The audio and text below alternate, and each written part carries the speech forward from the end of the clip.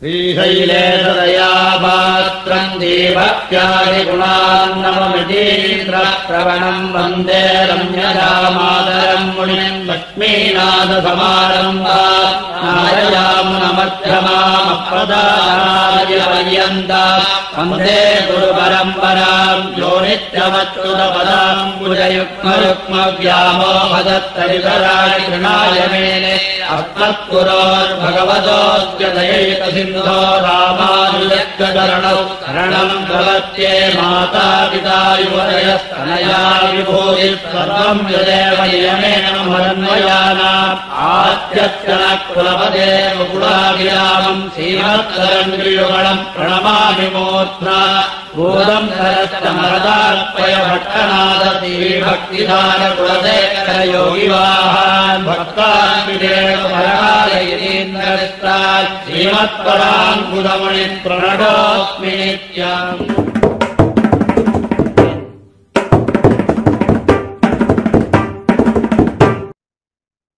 श्रीमते रामानुजाय नमः।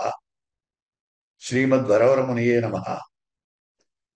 गुरुमुखमनधीत्य प्राह वेदानशेषान् नरपति परिक्लुप्तं शुल्कमादाचुकामः स्वसुरममरवन्द्यं रङ्गनाथस्य साक्षात् द्विजकुलतिलकं तं विष्णुचित्तं नमामि।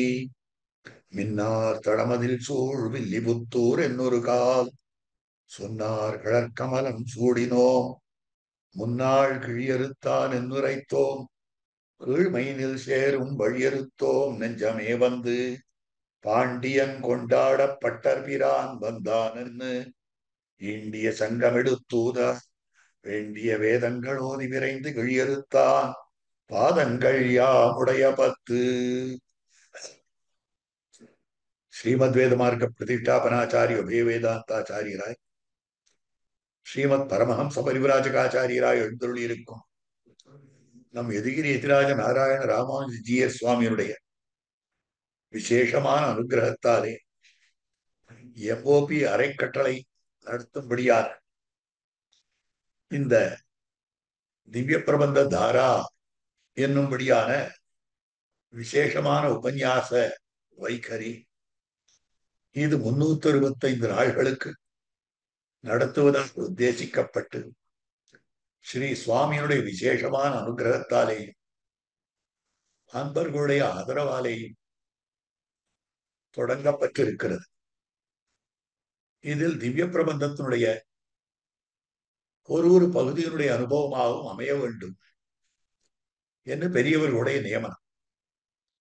அந்த நியமனானுகுணமாக அடியனுக்குன்னு அமைந்திருக்கக்கூடிய பதிகம் பெரியாழ்வார் திருமொழி 2ஆம் பத்தில் 7ஆம் திருமொழியாய் அமைந்திருக்கக்கூடிய ஆனிரை மேய்க்கா என்னும்படியான அற்புதமான பதிகம். பெரியாழ்வாருக்கு ஆண்டாள் ஒரு அற்புதமான பட்டமளிக்கிறாள். போகத்தில் வழுவாத புதுவையர்கோன் கோதை தமிழ் ஆகத்து வைத்துரைப்பா அவரடியார் ஆகுவரே என்பது ஆண்டாளுடைய ஸ்ரீசூக்தி. போகத்தில் வழுவாத, போகம் போகம்னா பகவத் அனுபவம்னு அர்த்தம். அந்த பகவத் அனுபவத்திலே எந்த விதமான குறைவும் இல்லாதவர் எம்பெருமானுடைய அனுபவம். எத்தனையோ அனுபவங்கள் இருக்கின்றன. எம்பெருமானுடைய பரத்வானுபவம் பரமபதநாதனை அனுபவிக்கிறது. யோகவாசுதேவர மூர்த்தியினுடைய அனுபவம் அது ஒரு அனுபவம். அந்தர்யாமி எம்பெருமானை அனுபவிப்பது அது ஒரு அனுபவம். விபவாவதாரங்களை அனுபவிப்பது அது ஒரு அனுபவம். அந்த விபவாவதாரங்களுக்குள்ளே கிருஷ்ணானுபவம் என்பது மிக உயர்ந்த அனுபவமாக அமைந்திருக்கக்கூடியது. அந்த கிருஷ்ணானுபவத்திலும் கூட கிருஷ்ணனுடைய பாலலீலைகளுடைய அனுபவம் என்பது மிகச் சிறந்ததாக காட்டப்பட்டிருக்கிறது. மதுராநாதஸ்ய மாதவஸ்ய கதா மதுரம். மதுராநாதனான மாதவனுடைய கதை இருக்கிறதே அதுதான் மதுராதபி மதுரதரான்னு காட்டப்பட்டிருக்கு. எத்தனை இனிமையான பதார்த்தங்கள் இருந்தாலும் கூட கிருஷ்ணனுடைய பால சரித்திரங்களை அனுபவிப்பது என்பது மிக உயர்ந்த அனுபவமாக காட்டப்பட்டிருக்கிறது. அந்த அனுபவத்திலே ஒன்றும் குறைவில்லாதவராக அமைந்திருந்தார். கண்ணன் பெருமானுடைய அவதார காலம் தொடக்கி அத்தனை அனுபவத்தையும் அவன் சைசவத்திலே அவன் பாலம் பிராயத்தே என்னென்ன அனுபவங்களை நமக்கு அந்த அனுபவங்களை எல்லாம் யசோத பிராட்டினுடைய பாவனையிலேயே இருந்து தாம் அனுபவித்திருக்கிறார் பெரியாழ்வார்.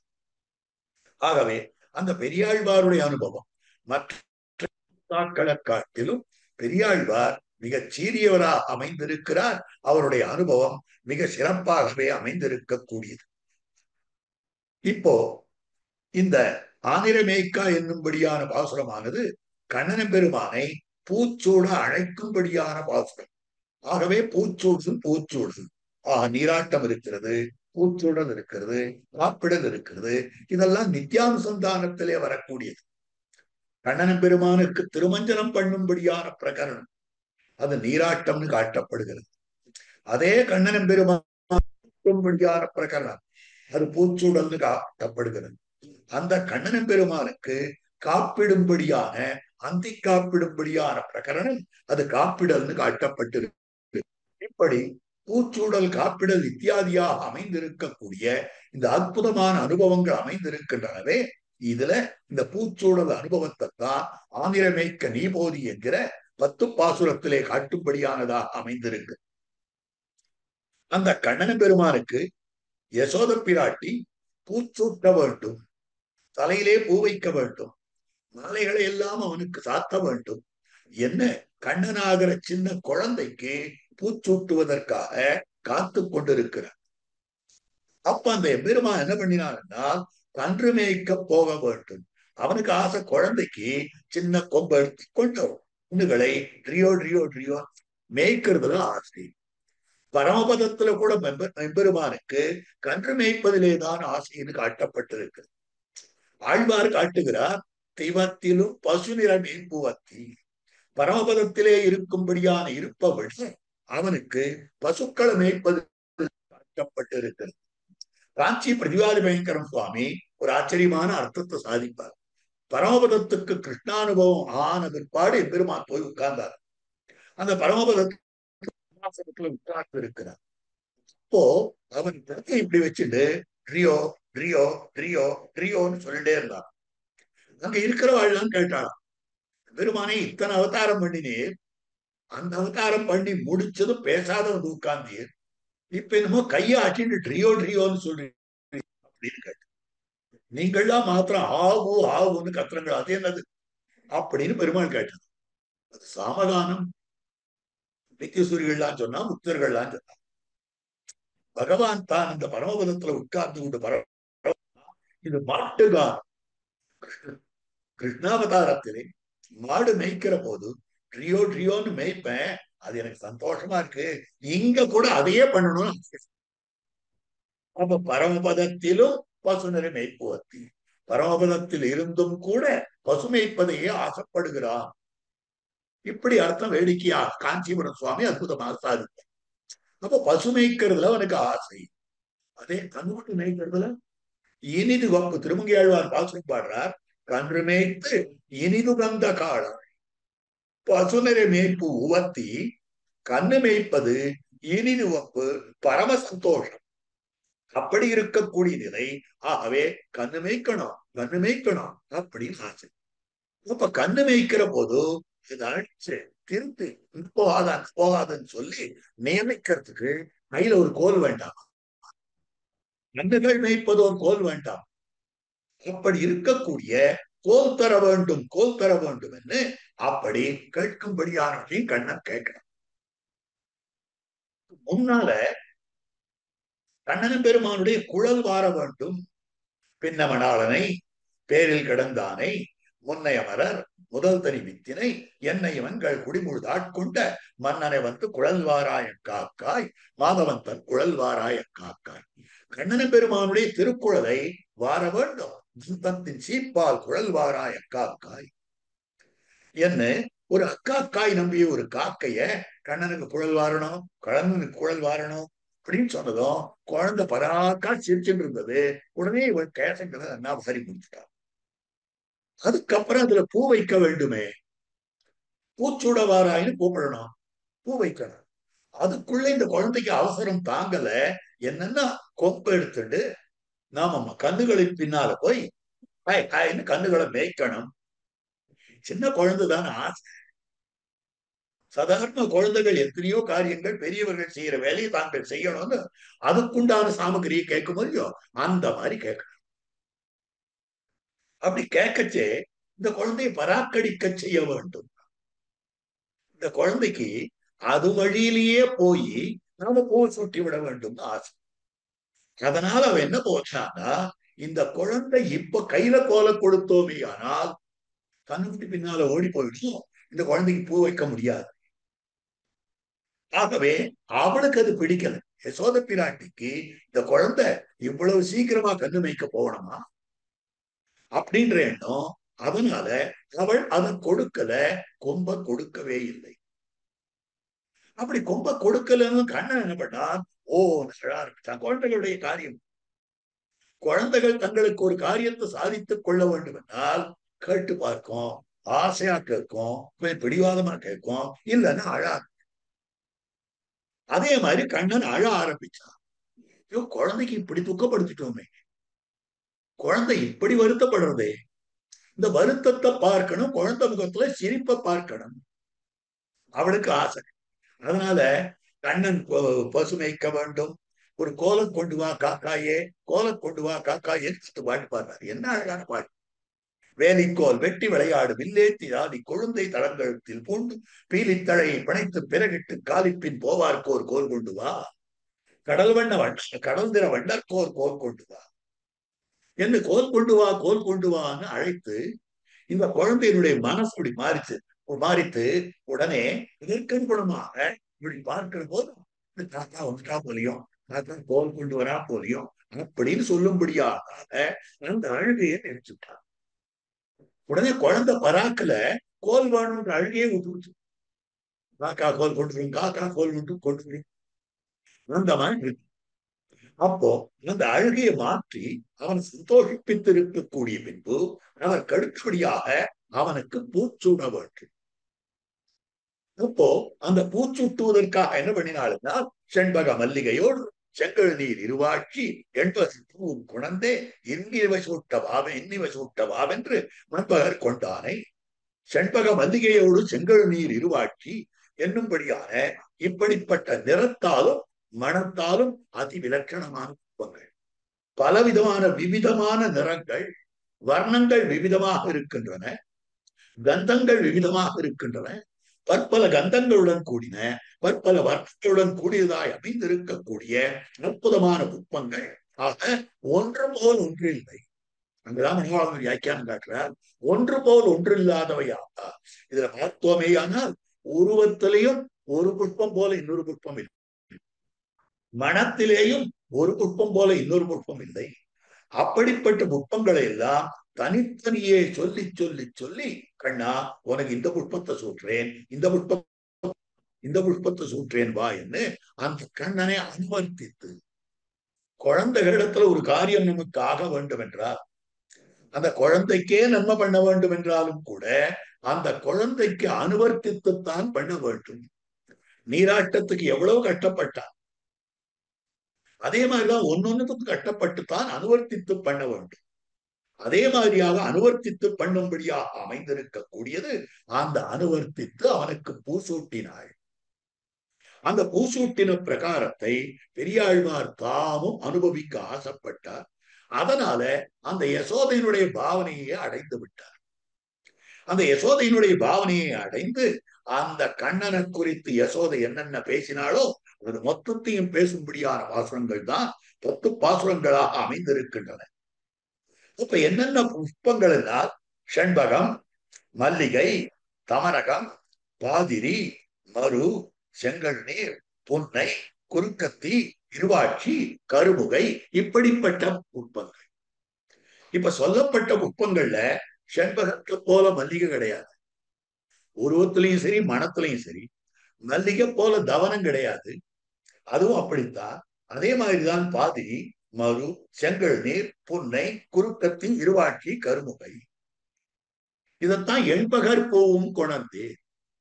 ஆக நினைத்து நினைத்து சொல்லும்படியான புஷ்பங்கள், எண்ணத்தக்கதா இருக்கக்கூடிய புஷ்பங்கள். அது தவிர இது எண்பகர் பூ 8 பூன்னு வச்சு ஆனா 8 பூ. இதுல சொல்லப்பட்டது 10 புஷ்பங்கள் இருக்கின்றன. 8 பூன்னு சொன்னால் 10 புஷ்பங்களா இருந்தாலும் கூட 8 புஷ்பங்களா அமைந்திருக்கக்கூடியவை 8 விதமான புஷ்பங்கள். எம்பெருமானுக்கு பற்ப எண் திசையும் உள்ள பூக்கொண்டு ஏத்தி உகந்துகந்து 8 திக்கிலேயும் இருக்கக்கூடிய புஷ்பங்களை நாம் கொண்டு எம்பெருமானுக்கு அர்ச்சனம் பண்ணி ஸ்தோத்திரம் பண்ண வேண்டும். எம்பெருமானுக்கு புஷ்பங்களை கொண்டு அர்ச்சனம் பண்றதுன்றது அத்தனை விசேஷமான விஷயம். எம்பெருமான் உகந்த கைங்கரியம் பூச்சூடுவது என்பது. புஷ்ப கைங்கரியம் என்பது எம்பெருமான் தாம் உகந்த கைங்கரியமாக அமைந்திருக்கிறது. அவன் உகந்த அடிமையே புருஷார்த்தம். நமக்கு சாஸ்திரம் காட்டுகிறது. புருஷார்த்தம் புருஷனாலே அர்த்திக்கப்படுவது எது, புருஷனாலே பிரார்த்தித்து பெறப்படுவது எது. ஒரு சேதனன் ஆசைப்பட்டு எந்த புருஷார்த்தத்தை பெற வேண்டும் என்றால் அந்த புருஷார்த்தம் அதுதான் கைங்கரியம்னு சொல்லப்படுது. அது என் கைங்கரியம் வசந்தது. அப்படின்னால் அவனுக்கு பிடிச்ச கைங்கரியம் எதுன்னு பார்க்க. எம்பெருமானுக்கு எந்த கைங்கரியத்திலே உகப்போ அந்த கைங்கரியத்தை நாம் செய்ய வேண்டும். எந்த கைங்கரியத்திலே உகப்பு? பெரியாழ்வார் கிருஷ்ணாவதாரத்தை பார்க்கிறார். கிருஷ்ணாவதாரத்தை முழுக்க முழுக்க ஆராய்ந்து பார்த்தார். ஏற்கனவே விண்ணப்பம் பண்ணினேன். கிருஷ்ணானுபவத்திலே விஞ்சியவராய் இருக்கக்கூடியவர், போகத்தில் வழுவாத புதுவயர்கோன்னு சொல்லப்படுகிறார். அப்ப கிருஷ்ணானுபவத்திலே விஞ்சியவராய் இருக்கக்கூடியவர் எந்த கைங்கரியத்தை ஏற்றார் என்றால் எம்பெருமானுக்கு புஷ்பமாலை கட்டி சமர்ப்பிக்கிற கைங்கரியத்தை ஏற்றருளினார். அப்ப அவருக்கு பிடிச்ச கைங்கரியம், அவருக்கு பிடிச்சது இல்ல, பெருமாளுக்கு பிடிச்ச கைங்கரியம். ஏன் இந்த கைங்கரியத்தை ஏற்றருளினார் என்றால் அவனு வந்த அடிமை புருஷார். கிருஷ்ணாவதாரத்திலே கண்ணனின் பெருமான் கோகுலத்தை விட்டு திருவாய்ப்பாடியை விட்டு அக்ரூரோட கூட மதுரை மாநகரத்திலே நுழைந்தார். அப்படி நுழைந்ததும் தேரை விட்டு இறங்கி என் ஊரை சுத்தி பார்த்துட்டு வரேன்னு போனான். எதிரிலே ஒரு ரஜகன் வந்தான். அவன் இடத்துல சண்டை போட்டு அவனை அடிச்சு போட்டு அவனிடத்துல இருந்து வஸ்திரத்தை வாங்கி அணிந்து வரும். எதிரிலே கூனி வந்தால் அவளுக்கு இருக்கக்கூடிய சந்தனத்தை ஆசையோட வாங்கி பூசிக்கொண்டு இத்தனை பண்ணியும் எம்பெருமானுக்கு குறை தென்பட்டது. புஷ்ப மாலை இல்லையே. நேர மாலாக்காரருடைய திருமாளிகைக்கு சென்றார். கிருஷ்ணராம முதாயுக்தௌ மாலாக்கார கிரகம் கதௌ. ஆக கண்ணனும் பலராமனுமாக மாலாக்காரருடைய திருமாளிகைக்கு சென்றார்கள். அங்கு மாலாக்காரர் படலை திறக்கிறார். திறந்ததும் கண்ணன் பெருமான் நிற்கிறான் அந்த இடத்துல. அற்புதமாக கூடவே பலராமன் நிற்கிறார். ஆச்சரியப்படுறார். இத்தியாக மால்யோபஜீவனா பிரசாத பரமோ நாதோ மமகேகம் உபாகதௌ சன்யோகம் அர்ச்சயிஷ்யாமி இத்தியாக மால்யோபஜீவனா. அனுக்கிரகமே வடிவெடுத்தவர்கள், சௌலபியமே வடிவெடுத்தவர்கள், நாதௌ சுவாமிகளாக இருக்கக்கூடியவர்கள், கதௌ ஆகதௌ கேகமாகதௌ கேகம் உபாகதௌ மம கேகம் உபாகதௌ. எம்பெருமானே நீ பரமபதத்திலிருந்து அவதரிச்சது பெருசு இல்ல, மதுரை மாநகரத்துக்கு வந்தது பெருசு இல்ல, திருவாய்ப்பாடிக்கு போனது பெருசு இல்ல, திருவாய்ப்பாடியிலிருந்து மதுரைக்கு வந்தது பெருசு இல்ல, மதுரை மாநகரத்தில் இருக்கிற நெடுந்தெருவெல்லாம் விட்டு குறுந்தெருவெல்லாம் விட்டு ராஜசர்க்கத்தை விட்டு கடைசியில எங்கேயோ இருக்கக்கூடிய முட்டுச்சந்தில் இருக்கக்கூடிய என்னுடைய கிரகத்துக்கு அடியனுடைய கிரகத்துக்கு வந்தீரே. இது பரிபூர்ண சௌலபியத்தை காட்டு. அப்போ மொத்தத்தையும் விட்டுட்டு தேடி வந்து அவரிடத்திலிருந்து புஷ்பத்தம் பெற்றுக் கொண்டார். அப்ப கண்ணன் பெருமான் பண்ணும்படியான அனுகிரகம், மாலாக்காரருக்கு பண்ணும்படியான அனுகிரகம். மாலாக்காரரிடத்திலிருந்து புஷ்பத்தை வாங்கி அணிந்து கொண்டு அப்படி அனுகிரகம் பண்ணுகிறார். உன்னுடைய வம்சத்துல வரவாளுக்கு எந்த குறையும் இருக்காது, பணங்காசால குறை இருக்காது, ஞானத்தால் குறை இருக்காது. அகமகியா எம்பெருமான் அனுகிரகம் பண்ற. இப்ப அவன் உகந்த அடிமை எதுன்னா புஷ்ப கைங்கரியம். அவன் உகந்த அடிமை. அந்த புஷ்பம்னு சொன்னால் எங்க இருக்கிற புஷ்பத்தையும் கொண்டு போய் சாத்த வேண்டும். இந்த புஷ்பார்ச்சனத்தை தான் எம்பெருமான் தானும் வராவதார காலத்திலே தன்னை அடைவதற்கு காட்டும்படியான உபாயங்களுக்குள்ளே ஒரு உபாயமாக காட்டுகிறார். வராவதார காலத்திலே புஷ்பார்ச்சனம், சரணாகதி, நாம சங்கீர்த்தனம் இவற்றையெல்லாம் பகவத் பிராப்திக்கு உபாயமாக காட்டுகிறார் வராக பெருமாள். அப்ப இந்த புஷ்பங்களை கொண்டு எம்பெருமானுக்கு அர்ச்சிப்பது என்பது ஒரு விசேஷமான உபாயம். அப்ப எம்பெருமான் புஷ்பங்களுக்கு பிரியனாயிருக்கிறான். புஷ்பங்கள் இதுல இந்த புஷ்பங்கள்லாம் வாஸ்தவம் தான். ஆனால் ஆத்ம புஷ்பங்கள், இந்த ஆத்ம புஷ்பங்கள் என்னன்னா இதுல காட்டியிருக்கக்கூடிய விஷயம் அஹிம்சா பிரதமம். ஆத்ம குணங்கள் முதல்ல நாம யாரையும் ஹிம்ச பண்ணாமல் இருந்தோமே ஆனால் அது பெருமானுக்கு சமர்ப்பிக்கும்படியான ஒன்று காட்டப்படும்.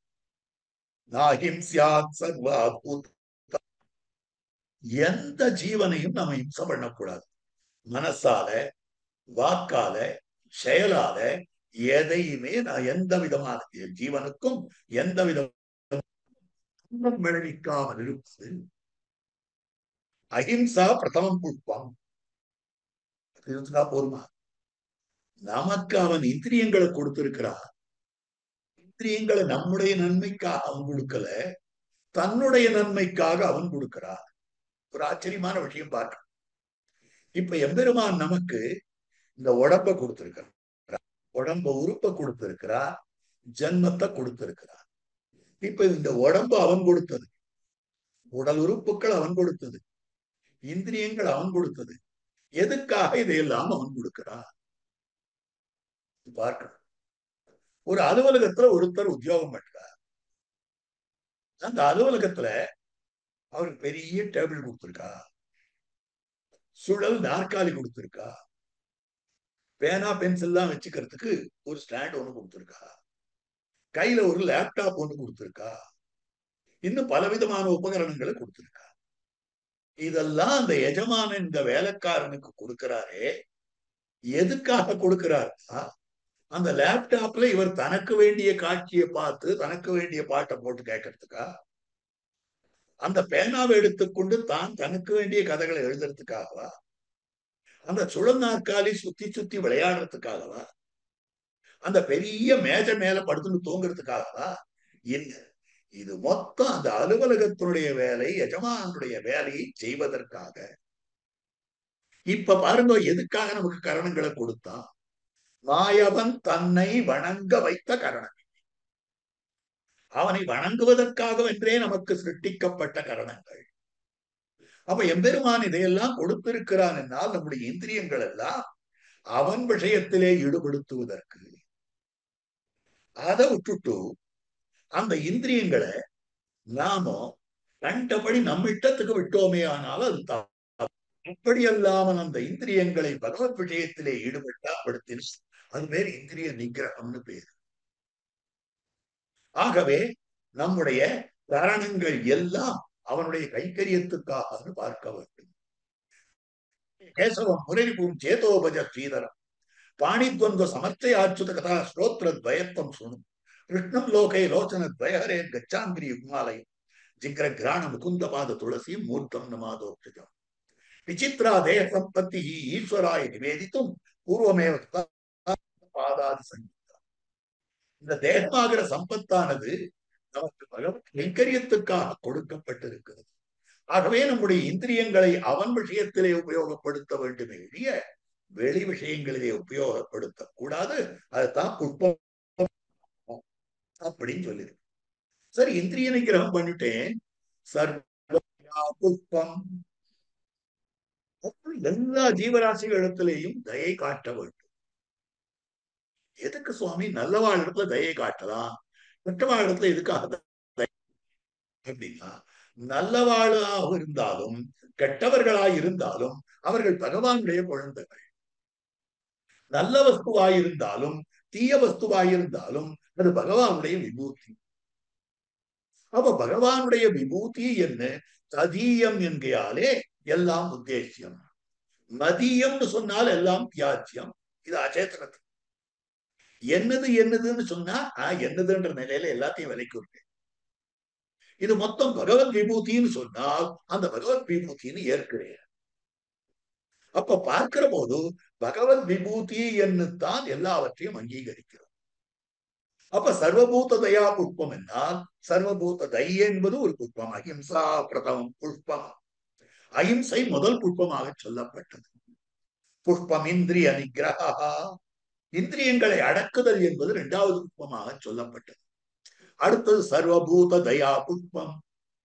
எல்லா ஜீவர்களிடத்திலேயும் எல்லா ஆத்மாக்களிடத்திலேயும் தயை காட்டுது. அதுக்கு மேல அந்த பூதங்கள்ல தவறிழைத்தவர்களிடத்துல தண்டிக்கிறேன்னு போகக்கூடாது. பிரதிக்கிரியை பண்ணாமை, அதுதான் க்ஷமா. மன்னித்தல்னு ஒரு குணம் சொல்றோமே, க்ஷமித்தல்ன்ற குணம் சொல்றோமே, பொறை என்கிற குணம் சொல்றோமே, அதுதான் க்ஷமா புஷ்பம் விசேஷதா. அதுக்கு மேல தியானம் புஷ்பம். பகவானை திருப்பி திருப்பி திருப்பி நினைக்கிறது, தொடர்ந்து நினைக்கிறது.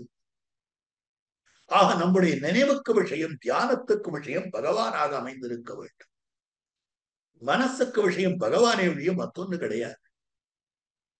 ஆகவே தியானம் புஷ்பம், தப புஷ்பம், தபஸ் பண்ணுவது என்னும்படியான மற்றொரு புஷ்பமாக காட்டப்பட்டிருக்கிறது.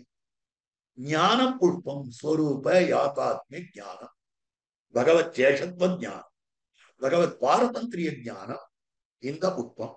ததைவச்ச சத்தியம், உண்மை என்னும்படியான புஷ்பம். ஆக இந்த 8 விதமான புஷ்பம் இருக்கிறதே, இந்த 8 இருந்து விட்டதேயானால் பகவானுடைய பிரீத்திக்கு உள்ளாகிறது, பகவானுடைய மகிழ்ச்சிக்கு உடனாகிறது, பகவானுடைய ஆனந்தத்துக்கு உடனாகிறது.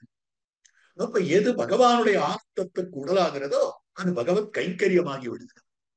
கைங்கரியம், கைங்கரியம் சப்தத்துக்கு என்ன அர்த்தம்னா, கிங்கரஸ்ய பாவகா கைங்கரியம். கிங்கரஸ்ய பாவம்னு சொன்னால் அவனுடைய முகமலர்த்திக்கு உறுப்பாக ஒருத்தன் வேலை செய்தானே, ஆனால் அதுதான் கிங்கரனுடைய பாவம். அப்ப அவனுடைய முகம் எப்போ மலரும்னா அவனுக்கு எப்போ பிரீத்தி ஏற்படுதோ. அப்ப அந்த பிரீத்தி எப்போ உண்டாகும்னால் இந்த 8 புஷ்பங்கள் இருந்தால் உண்டாகும். அஹிம்சா பிரதமம் புஷ்பம், புஷ்பம் இந்திரிய நிகிரஹா, தயா புஷ்பம், க்ஷமா புஷ்பம் விசேஷத, தியானம் புஷ்பம், தப புஷ்பம், ஞானம் புஷ்பம், ததைவச்ச சத்தியம் அஷ்டவிதம் புஷ்பம் விஷ்ணுகரம் பவேத். விஷ்ணுவுக்கு பிரீத்தியை உண்டு பண்ணக்கூடியதாக அமைந்திருக்கக்கூடிய அற்புதமான புஷ்பங்கள்னு சொல்லப்படுறது. ஆக இந்த பூச்சூடல் என்னும்படியான 7 பூ என்று சொன்னால் இப்படிப்பட்ட ஆத்ம புஷ்பங்களோட மற்ற மனம் மிக்க புஷ்பங்களையும் பெருமானுக்கு சமர்ப்பிக்க வேண்டும். அதற்கனுகுணமாக பெரியாழ்வார் யசோத பிராட்டினுடைய பாவனையிலே இந்த புஷ்பங்களை எல்லாம் பெருமாளுக்கு சமர்ப்பிக்கிறார். அதுல ஒரு பாசுரத்திலேயும் ஒரு புஷ்பம் சொல்லப்பட்டிருக்கிறது. சில பாசுரங்கள்ல 2 புஷ்பங்களும் சொல்லப்பட்டிருக்கின்றன. அந்த மாதிரி அமைந்திருக்கக்கூடியது. முதல் பாசுரம், ஆனிரை மேய்க்க நீ போதி அருமருந்தாவதறியாய் கானகமெல்லாம் திரிந்து உன் கரிய திருமேனி வாடா, பானையில் பாலை பருகி பத்தாதார் எல்லாம் சிரிப்பா, தேனில் இனிய பிரானே செண்பகம் பூச்சூட்டவாராய். தேனில் இனிய பிரானே, தேனை விட இனிமையாக இருக்கக்கூடியவனே. ஆக மதுரமான பதார்த்தங்கள் எல்லாவற்றிலும் மதுரமாக இருக்கிறார். எல்லாவற்றையும் விட வெள்வா கடல் மல்லை கிடந்த கரும்பே, திருநறையூர் தேனே, அக்கார கனியே அப்படின்னுதான் பகவான் சொல்லப்படுறான். இங்க பெரியாழ்வாரோ தேனிலும் காற்றில் இனியவனே, தேனை விட இனியவனாக இருக்கக்கூடிய பிரானே, பத்தாதார் எல்லாம் சிரிப்பார். உன்னை உகவாதவர்கள் எல்லாரும் பரிகாசம் பண்ணிக்கொண்டு தெரிந்து கொண்டிருப்பார்கள். அப்போ உன்னை உகக்காதவர்கள் இருக்கிறார்கள். அவர்கள் என்ன பண்ணுவார்கள் என்றால், நீ பசுவும் பின்னால போனாயேயானால், அலங்காரம் இல்லாமல் ஓடிக்கொண்டிருந்தாயேயானால், அப்போ நீ போனாய், நீ மற்றவெல்லாம் சிரிக்க ஆரம்பிப்பாளே. ஆனிரமேய்க்க நீ போதி, பசுமேய்க்கிறதுக்கு நீ போறியே அப்படின்னு சொல்லும்படியான வார்த்தை. அருமருந்தாவதறியாய், மற்றவா உன்னை பார்த்து சிரிப்பா, அது வேற விஷயம். நீ உன்னுடைய பெருமையை தெரிந்து கொள்ளாமலேயே அமைந்திருக்கிறாய். நீ அருமருந்தாக அமைந்திருக்கக்கூடியவன். எப்படிப்பட்ட மருந்தாக நீ அமைந்திருக்கிறாய் என்றால், உன்னை இங்கே இருக்கிறவாளும் மருந்தாதான் நினைக்கிறார், பரமபத்தில் இருக்கிறவாளுக்கும் மருந்து. மருந்துன்னா வியாதியை போக்கக்கூடியது. மருந்துன்னா வியாதியை போக்கும்படியானது, அனுபவத்துக்கு பாங்காக நம்மை ஆக்கும்படியானது. அதுக்கு பேர் தான் மருந்துன்னு பேர். இப்ப பகவான மருந்தான் நினைக்கணுமா, பகவான விருந்தான் நினைக்கணும். பகவான ஒரு க்ஷண காலம் மருந்தாக நினைத்து வியாதியை போக்கிக் கொண்டு அடுத்த க்ஷணத்திலிருந்து விருந்தாக அனுபவித்துக் கொண்டிருக்க வேண்டும். இதுதான் பகவானுடைய நிலை. பகவானை பத்தி நம்ம நினைக்கிறோம். உன்னை நீ அரிய மருந்தாகவே நினைச்சுக்கலையே. எப்படிப்பட்ட மருந்தாக நீ அமைந்திருக்கிறாய்? இங்கு இருக்கக்கூடியவர்களுக்கு சம்சார வியாதியை போக்கக்கூடிய மருந்தாக நீ இருக்கிறாய். மருந்தும் பொருளும் அமுதமும் தானே. எம்பெருமான் தானே மருந்தாக இருக்கிறார், தானே பொருளாக இருக்கிறார், தானே அமுதமாக இருக்கிறார். பிராப்தி பிராபகங்கள் இரண்டும் அவனாகவே இருக்கிறார். நம்மை அடைவிப்பதும் பகவான் தான், நம்மாலே அடையப்படுபவனும் பகவான். அப்படி ஒரு மருந்தாக எம்பெருமான் தான் இருக்கிறார், விலட்சணமான மருந்தாக இருக்கிறார். எது மருந்தாகும்படியானதாக மருந்தாவன் அறியாய்.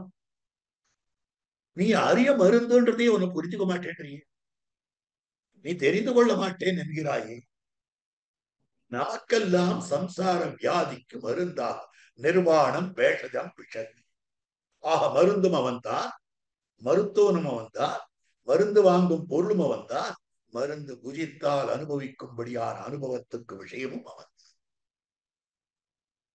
ஆக மருந்தாகவும் விருந்தாகவும் இருக்கிறார். அதனால்தான் நிர்வாணம் பேஷஜம் பிஷக்கு, மருந்தும் பொருளும் அமுதமும் தானே இத்தியாதி வாக்கியங்களாலே நம்முடைய ஆழ்வார்களும் பெரியவர்களும் காட்டி கொடுத்திருக்கிறார். எருத்து கொடியுடையானும் பிறமனும் இத்திரன் மத்து மருத்தரும் இப்பிறவி என்னும் நோய்க்கு மருந்தறிவார் இல்லை. மருத்துவனாய் நின்ற மாமணி வண்ணா மறுபிறவி தவிர திருத்தி உன் கோயில் தலைப்பு. ஆக எம்பெருமானே நீயே மருந்தாகவும் மருத்துவனாகவும் அனுபவிக்கப்படும்படியான விருந்தாகவும் அமைய வேண்டும் என்று பிரார்த்தித்தார். ஆகவே அருமருந்தாவதறியாய். உன்னை பெறுவதற்கு அரிய மருந்தாக நீ இருக்கிறாய். இங்கிருக்கக்கூடியவர்களுக்கு அறிந்தனரெல்லாம் அறியை வணங்கி அறிந்தனர் நோய்கள் இருக்கும் மருந்தே. நோய்கள் இருக்கும் மருந்தாக அவனை அத்தியாவசிக்கிறார்கள். சரி, இங்க இருக்கிறவர்களுக்கு மருந்தா இருக்கா? பரமபதத்தில் இருக்கிறவர்களுக்கு விருந்தா இருக்கான்னா அங்கேயும் அவன் மருந்தாகவும் இருக்கிறான். என்ன, அங்க இருக்கிறவாள்லாம் கையை கூப்பி கொண்டு நமோ நமஹா நமஹா நம சொல்லு. அவனையே நமஹான்னு உபாயமாக அவன் சொல்லணும். நமஹான்னு சொன்னா மருந்துன்னு அர்த்தம். கருத்து எப்படி மருந்துன்னு சொல்றான்? மருந்தே நங்கள் போக மகிழ்ச்சிக்கென்று பெருந்தேவர் விழா பிதற்றும் பீரா. நங்கள் போக மகிழ்ச்சிக்கு மருந்தே. பரமபதத்துல போய் எம்பெருமானுக்கு கைங்கரியம் பண்றான். கைங்கரியம் பண்ணுச்சு அந்த கைங்கரியத்தில் இருக்கிற ரசியத்தை, அந்த ரசியத்தாலே ஏற்படும்படியான ஆனந்தம். அப்ப நான் பகவத் கைங்கரியம் பண்றேன் ஆனந்தப்படுறேன், பகவத் கைங்கரியம் பண்றேன் ஆனந்தப்படுறேன். அந்த ஆனந்தம் இவருக்காகவா? பகவானுக்காக தானே. அப்ப பகவான் ஆனந்தப்பட வேண்டிய இடத்துல நாம் ஆனந்தப்பட்டோமே ஆனால் அது தப்பில்லையா? அப்ப அதுவே வியாதி. அங்க இங்க சம்சார சம்பந்தமே வியாதி, பரமபதத்துல சுவார்த்த பரத்தையே வியாதி. என் ஆனந்தத்துக்காக கைங்கரியம்ன்றதே வியாதி. இந்த வியாதியை போக்கணும்னா அவன் தான் போக்கணும். பத்தாஞ்சலி குட்டாக நமயித்தேவ வாதினா. ரெண்டு கைகளையும் கூப்பிக்கொண்டு அஞ்சலி பண்ணி கொண்டிருக்கக்கூடியவர்கள் நமயித்தேவ வாதினா.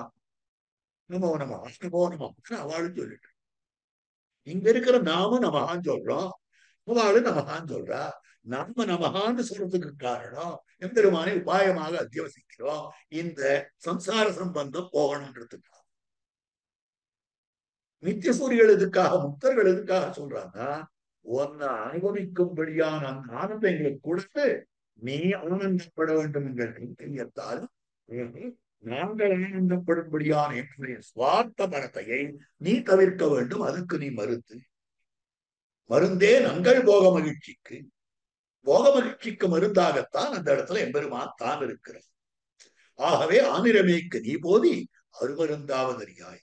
கானகம் எல்லாம் திரிந்து எல்லா காட்டிலேயும் நீ இங்கும் அங்குமாக திரிந்து எங்கெங்கெல்லாம் பச்சை புல் இருக்கிறதோ அந்தந்த இடத்துல எல்லாம் பசுக்களை ஓட்டிட்டு போனோம். வெறும் கட்டாந்தரையிலேயே பசு மேய்க்க முடியும். எங்கெங்கெல்லாம் பசும்புல் வளர்ந்து இருக்கிறதோ மேய்த்தல் தலைக்கு சென்று இந்த பசுக்கள் பறந்து பறந்து அந்த இடத்துல மேயும். அதனால அது பின்னால பசு எங்கெல்லாம் போறதோ அங்கெல்லாம் போக வேண்டி இருக்கு. உன் கரிய திருமேனி வாடும். அப்படி பசுக்களின் பின்னாலே நீ சென்றாயே ஆனால் உன்னுடைய கரிய திருமேனியானது வாடும்படியானதாக அமைந்திருக்கக்கூடியது. அப்போ உன்னுடைய கரிய திருமேனி, உன்னுடைய திருமேனி எப்படிப்பட்டது தெரியுமா? கரிய, கரியன்ற இடத்துல கருப்புன்னு அர்த்தம் கிடையாது. மேகம் போலே கருத்து இருக்கிற, கடல் போலே கருத்து இருக்கிற அப்படின்னா என்ன அர்த்தம்? மேக தரிசனத்தாலே சிரமம் குறையும், சமுத்திர தரிசனத்தாலே சிரமம் குறையும். ஆக கண்டவர்களுடைய கண் குளிரா, கண்டவர்களுடைய கண்ணு குளிரும்படியாக இருக்கக்கூடிய அந்த எம்பெருமானுடைய சியாமவர்ணமான திருமேனி. அந்த திருமேனியானது காட்டு அழல், காட்டுல இருக்கக்கூடிய அந்த வெப்பம் பொறுக்க முடியாமல் வாடி விடுகிறது, பூ போல வாடி விடுகிறது. ஆக அப்படி இருக்கு. வாடும்படியாக காடெல்லாம் பிரிந்து கொண்டு நீ சஞ்சரித்திருக்கக்கூடிய நீயாக அமைந்திருக்கிறாய். பசுக்களின் பின்னால நீ போகாதே, நீ போகாது. எவ்வளவு மிருது சுபாவம், எவ்வளவு மென்மையான திருமேனி படைத்தவன். நீ போய் பசு பின்னால போறையே, போகாதே. அந்த மாதிரி போகிறாய். நீ உன்னை அரிய மருந்தாக இருக்கிறாய் என்றதே தெரிந்து கொள்ளவில்லையே. ஆகவே தேனில் இனிய பிரானே, பானையில் பாலை பருகி பத்தாதார் எல்லாம் சிரிப்ப தேனில் இனிய பிரானே. ஆக பத்தாதார் எல்லாரும் சிரிக்கிறார். நீ பானையில இருக்கிற பாலை சாப்பிட்டேன்னு சொல்லிட்டு எல்லாரும் சிரிக்கிறார். ஆக கறந்த பாலை அப்படியே சாப்பிட்டு இருக்கிறாய், கறந்த பானையோடையே பாலை புதித்து இருக்கிறாய். பாலை கறந்து காய்ச்சியாவது புதிக்க வேண்டாம், அதுக்குதான் எல்லாரும் சிரிக்கிறார். அந்த மாதிரி அமைந்திருக்கக்கூடியது அந்த பாத்திரத்துல இருக்கும்படியான பாலை நீ பருகிவிட்டு இருக்கக்கூடியது. அதனால உன்னை யார் யார் உணர்க்கிறார்கள் இல்லையோ அவள் சிரிக்கிறார். உகப்பவர்கள் ஆனந்தப்படுகிறார்கள், உகவானவர்கள் பரிகாசம் பண்ணி சிரிக்கிறார்கள். ஆக எங்கள் வீட்டில் கைப்பானையில் பாலை குடித்து போந்தார். இப்படி ஒரு பிள்ளை இருக்குமோ? வீட்டுல இருக்கிற கைப்பானையில இருக்கிற பால் எடுத்து சாப்பிட்டு போயிடும். காய்ச்சி வச்ச பாலா இருந்தாலும் பரவாயில்ல, இந்த மாதிரி சாப்பிட்டிருக்க இந்த பையன் அப்படின்னு சொல்லும்படியான விஷயம். ஆக அப்படி இருக்கக்கூடிய விஷயம். இதனால என்ன காட்டப்படுறதுன்னா, அனுபவிப்பவர்களுக்கு ஒரு காலம் திருப்தி பெறவாமல் மேலும் மேலும் அனுபவிக்க வேண்டும்படி இருக்கக்கூடிய உன்னை உபகரிப்பவன். அருமருந்தாவதறியாய் பானையில் பாலை பருகி பத்தாதார் எல்லாம் சிரிப்ப தேனில் இனிய பிரானே. அப்ப அவன் மருந்தாகவும் இருக்கிறான், விருந்தாகவும் இருக்கிறான். தேனில் இனிய பிரான்னு சொன்னபடியாலே அவன் விருந்தாக இருக்கிறான். அருமருந்தாவதறியாயின்னு சொன்னபடியாலே மருந்தாக இருக்கிறான். அப்போ அவனை அனுபவிக்க வேணும், அனுபவிக்க வேணும்னு ஆசைப்படக்கூடியவர்களுக்கு தன்னையே கொடுக்கக்கூடியவனாய் இருக்கிறான். ஆகவே நீ செண்பகப்பூ சூட்டவான, செண்பக புஷ்பத்தை சூட்டிக் கொள்வதற்காக நீ வர வேண்டும், வர வேண்டும் என்று முதல் பாசுரத்தாலே காட்டியிருக்கக்கூடிய விஷயம். அடுத்து இரண்டாவது பாசுரம். இரண்டாவது பாசுரத்தாலே தெரிவிக்கக்கூடிய வார்த்தை, கருவுடை மேகங்கள் கண்டால் உன்னை கண்டால் ஒக்கும் கண்கள் உருவுடையாய் உலகேழும் உண்டாக வந்து பிறந்தாய் திருவுடையாள் மணவாளா திருவரங்கத்தே கிடந்தாய் மறிமணம் கமழ்கின்ற மல்லிகை பூ சூட்டவாராய். கருவுடை மேகங்கள் ஜல கர்ப்பமாய் அமைந்திருக்கக்கூடிய அப்படிப்பட்ட மேகங்களாக இருக்கின்றன.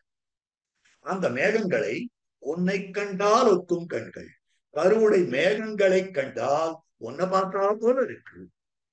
ஆக கரிய மேகத்தை பார்த்தால் உடனே தொக்க மேக பல்குழாங்கள் காணும் தோறும் தொலைவன் நான் ஆழ்வார் சொல்றாரு.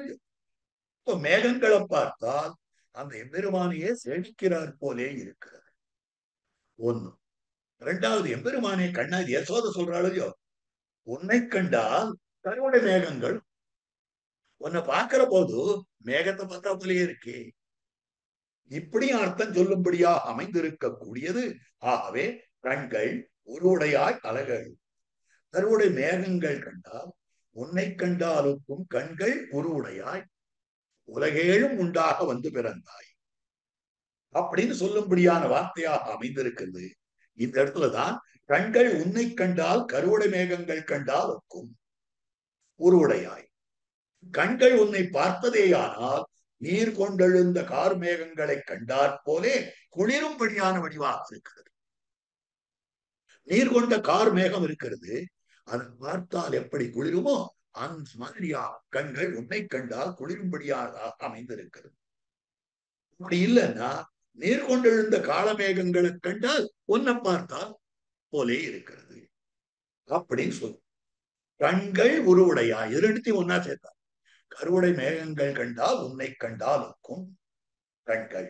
அந்த கண்களை முன்னால சேர்த்துக்கலாம், கண்களை பின்னால சேர்த்து கண்கள் உருவுடையாய், கண்கள் உருவுடையாய்ன்னு சேர்க்கணும். கண்கள் ஒரு தட்டு, உன்னுடைய மத்த அழகு எல்லாமே ஒரு தட்டு. ஆக எம்பெருமானுடைய மொத்த திருமேனி ஆனந்தத்தை கொடுக்கிறது. அதுக்கு முன்னால நம்மோட முதல் உறவு பண்ணி அதற்கு அனுகுணமாக நம்மோடு பேசும்படியான விஷயம், நம்ம ஏற்கும்படியான விஷயம், அது அவனுடைய திருக்கண்கள். தாமரை கண்களுக்கு அத்து தீர்ன்றார் ஆழ்வார். ஜிதந்தே புண்டரீகாட்ச நமஸ்தே விஸ்வபாவனா. புண்டரீகாட்சனே தேவர்களுடைய கண்ணழகிலே தோற்றுவிட்டு இருக்கிறது. அப்ப அந்த எம்பெருமானுடைய அழகிய திருக்கண்கள் இருக்கின்றனவே, அந்த அழகை எல்லாரையும் தோற்க பண்ணுகிறது. ஏழை ராவியுண்ணும் இணை கூற்றம் கொலோ அறியே. அப்ப பார்க்கிற போது என்ன பண்ணும்படியான அற்புதமான திருக்கண்கள் காட்டப்பட்டிருக்கிறது. அந்த கண்கள் தெரிவிக்கக்கூடிய விஷயம். ஆகவே இப்படிப்பட்ட வார்த்தையாக இந்த இடத்துல காட்டுகிற அந்த கண்ணழகு, அந்த மொத்த அழகும் தனி, மொத்த அவயவங்களுடைய அழகெல்லாம் தனி, அந்த கண்ணழகு தனி. திருப்பாணாழ்வார் பெரிய பெருமாளுடைய மற்ற அவயவங்களை எல்லாம் வர்ணிக்கிற போது அவ்வளவு விசேஷம் இடல. திருக்கமலபாதம் வந்தேன் கண்ணீருடன ஒக்கின்றது, அரைச்சி வந்த ஆடையின் மேல் சின்னதாம் என சிந்தனையே, எழில் உந்தி மேலதன்னோ அடியேன் உள்ளத்தின் நீரே, திருவயிற்று உதரபந்தம் என் உள்ளத்துள் நின்றதாகின்றதே, திருவாரம் ஆர்வதன்னோ அடியேனை ஆட்கொண்டதே, முத்துமுண்ட கண்டம் கண்டீர் அடியேனை உய்யக்கொண்டதே, செய்யவாய் ஐயோ என்னை சிந்த கவர்ந்ததுவே. இதுக்கெல்லாம் ஒரு ஒரு விசேஷம் தான் இருக்கு. ஆனால் எம்பெருமானுடைய பெரிய பெருமானுடைய திருக்கண்களுக்கு விசேஷம் காட்டுகிற போது பல விசேஷணங்கள் சேர்க்கிறார். கரியவாகி புடைபரந்து விழித்து செவ்வரியோடி நீண்ட அப்பெரியவாய கண்கள். இப்ப எத்தனை விசேஷணங்கள் சேர்த்து சொல்லப்படும்படியான விஷயமா இருக்கு. இப்ப அந்த கண்ணழகு தனி, அது ஒரு தட்டும், மற்ற சௌந்தரியங்கள் மொத்தட்டுமாக வைக்கத்தக்கதாய் அமைந்திருக்கக்கூடியது. ஆகவே கருணை மேகங்கள் கண்டால் உன்னை கண்டால் உன் கண் உலகேழும் உண்டாக வந்து பிறந்தாய், சகல லோகங்களும் உன்னுடைய அவதாரத்தாலே நம்ப. சாதாரணமாக உலகேழும் உண்டாக வந்து பிறந்த அவதாரம் பண்ணினான் உலகம் எல்லாம் சத்தையை உடைத்தாக ஆயிற்று. சப்த லோகங்களுக்கும் சத்தை கிருஷ்ணாவதாரத்திலே, கிருஷ்ணாவதாரத்தாலே அப்படின்ற அர்த்தத்தை காட்டும்படியான விஷயம். ஆகவே அந்த கிருஷ்ணாவதாரம் பண்ணி எம்பெருமான் பகவத்கீதா சாஸ்திரத்தை சொல்லி அதுல சரமஸ்லோகத்தை சொல்லி அந்த சரமஸ்லோகத்தினுடைய படி நடக்கிறபடியாலே சப்தலோகங்களும் சத்த பெறுகிறது. வாய்ச்சி கிருஷ்ணானுபவத்தாலே லோகம் சத்த பெறுகிறது அப்படின்னு சொல்லும்படியான விஷயம். அதுக்கு மேல திருவுடையாள் மணவாளம், அங்கதான் ரெண்டு மூணு விசேஷங்களை எல்லாம் எடுத்து உதாரிக்கிறார். ஸ்ரீஸ்ரீயா. அப்போ பிராட்டியோடு பெருமானுக்கு இருக்கக்கூடிய சம்பந்தத்தை வைத்துத்தான் பெருமானை பெருமான்னு தெரிந்து கொள்ள முடியும், பெருமானை பரதத்துவம்னு தெரிந்து கொள்ள முடியும். ஆளவந்தார பார்த்து பரதத்துவம் ஆறுன்னு கேள்வி கேட்டால் அவர் பதில் கேள்வி கேட்பார். ஆளவந்தார் கேட்கிற கேள்வி என்னன்னா, ஸ்ரீஸ்ரீயா பரதத்துவம் யாருன்னு கேட்கறியே, நான் கேட்கிற கேள்விக்கு பதில் சொல்லு. ஆஹா ஸ்ரீஸ்ரீயா, திருவொப்பன் திருவாகிய செல்வன் யார்? பிராட்டிக்கு செல்வனாக யார் இருக்கிறார்? பிராட்டிக்கு செல்வமாக யார் இருக்கிறார்? அவன்தான் பரதத்துவம் அப்படின்னு எம்பெருமானுடைய பரத்துவ ஸ்தாபனமாக அமைந்திருக்கக்கூடியது அற்புதமாக பிராட்டினுடைய சம்பந்தம்.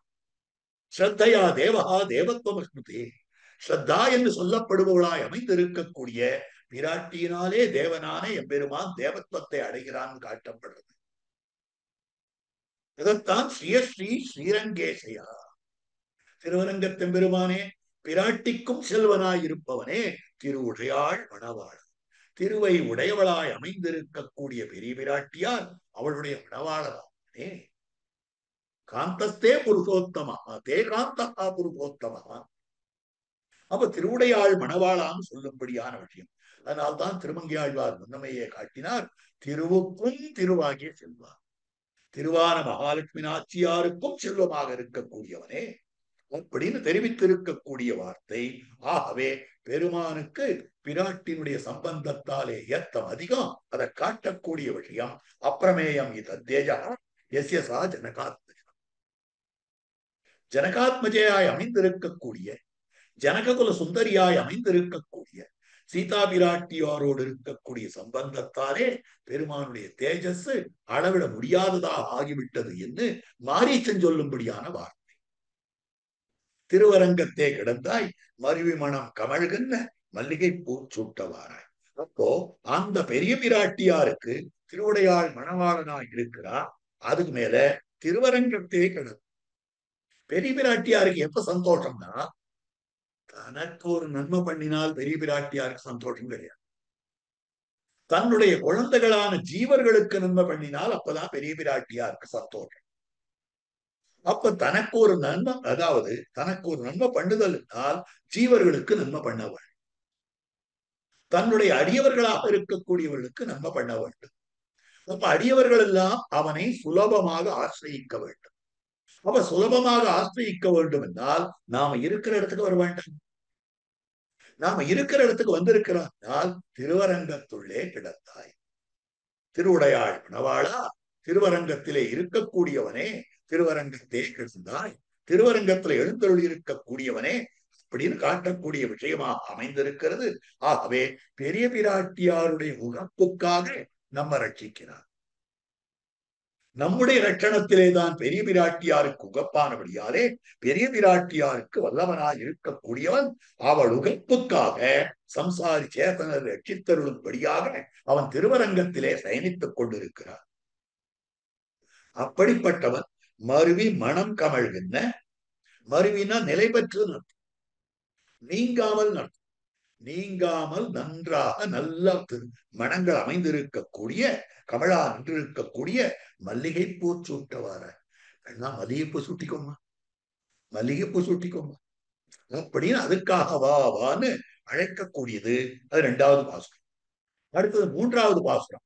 நச்சொடு மாளிகை ஏறி மாதர்கள் தம்மிடம் புக்கு நச்சொடு பட்டை கிழித்து காம்பு துகிலே கீறி நிச்சலும் தீமைகள் செய்வாய் நீள் திருவேங்கடத்தெந்தாய் பச்சை தமனகத்தோடு பாதிரி பூ சூட்டவார. இந்த பாசுரத்துல கண்ணன் செய்யும்படியான தீம்புகளை பத்தி வர்ணிக்கிறார். மச்சொடு மாளிகை ஏறி, மச்சு நடுநிலமாக இருக்குது, மாளிகை மேல் மாடி, மேல இருக்கக்கூடிய மாளிகையான மேல் நிலமாக இருக்குது. ஆக மச்சோடே கூட மாளிகையிலே சென்றே அந்தந்த இடத்துல ஒரு கிரகத்திலும் இருக்கக்கூடிய எல்லா இடத்துக்கும் போறோம். அங்கு மாதர்களிடம் இடம் பூக்கும். அந்த ஸ்திரீகள் அங்க அவளுடைய ஒரு வஸ்திரங்கள்லாம் எங்க வைத்திருப்பார்களோ அந்தந்த இடத்துக்கு போக வேண்டியது. சொடு பட்டை கிழித்து அங்க அவளுடைய வஸ்திரங்கள்லாம் கிழிச்சு கிழிச்சு வச்சுட வேண்டியது. காம்பு துகிலவை கீறி, காம்புன்னா கரை நடக்கும். அவளுடைய புடவையில கரை இருக்கும்போது அந்த கரையெல்லாம் பிடிச்சு கிழிச்சு வச்சுட வேண்டியது.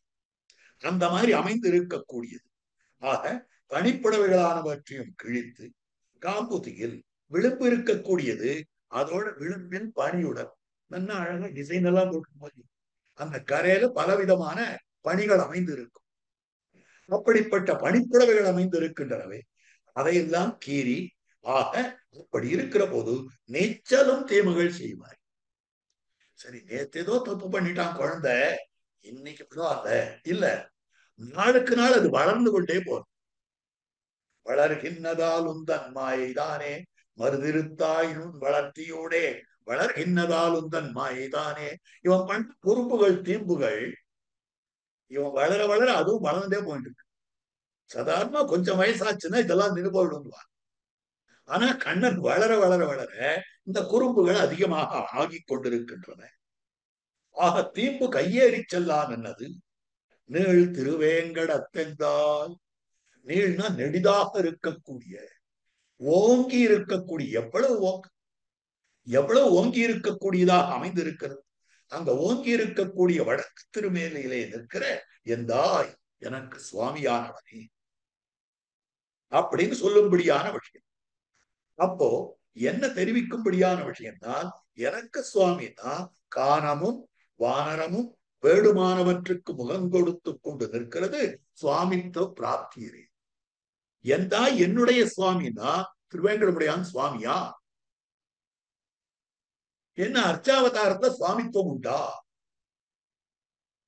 இல்லையே. அர்ச்சாவதாரத்தை சொத்து மாதிரி தான் இருக்கு. அந்த பெருமானை எங்க வேணாலும் எழ வேண்டு போறோம்.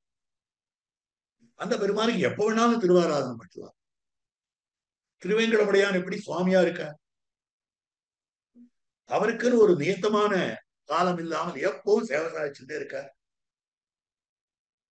ராத்திரி அவருக்கு சயனம் கூட 1:30 மணி காலமோ 2 மணி காலமோ.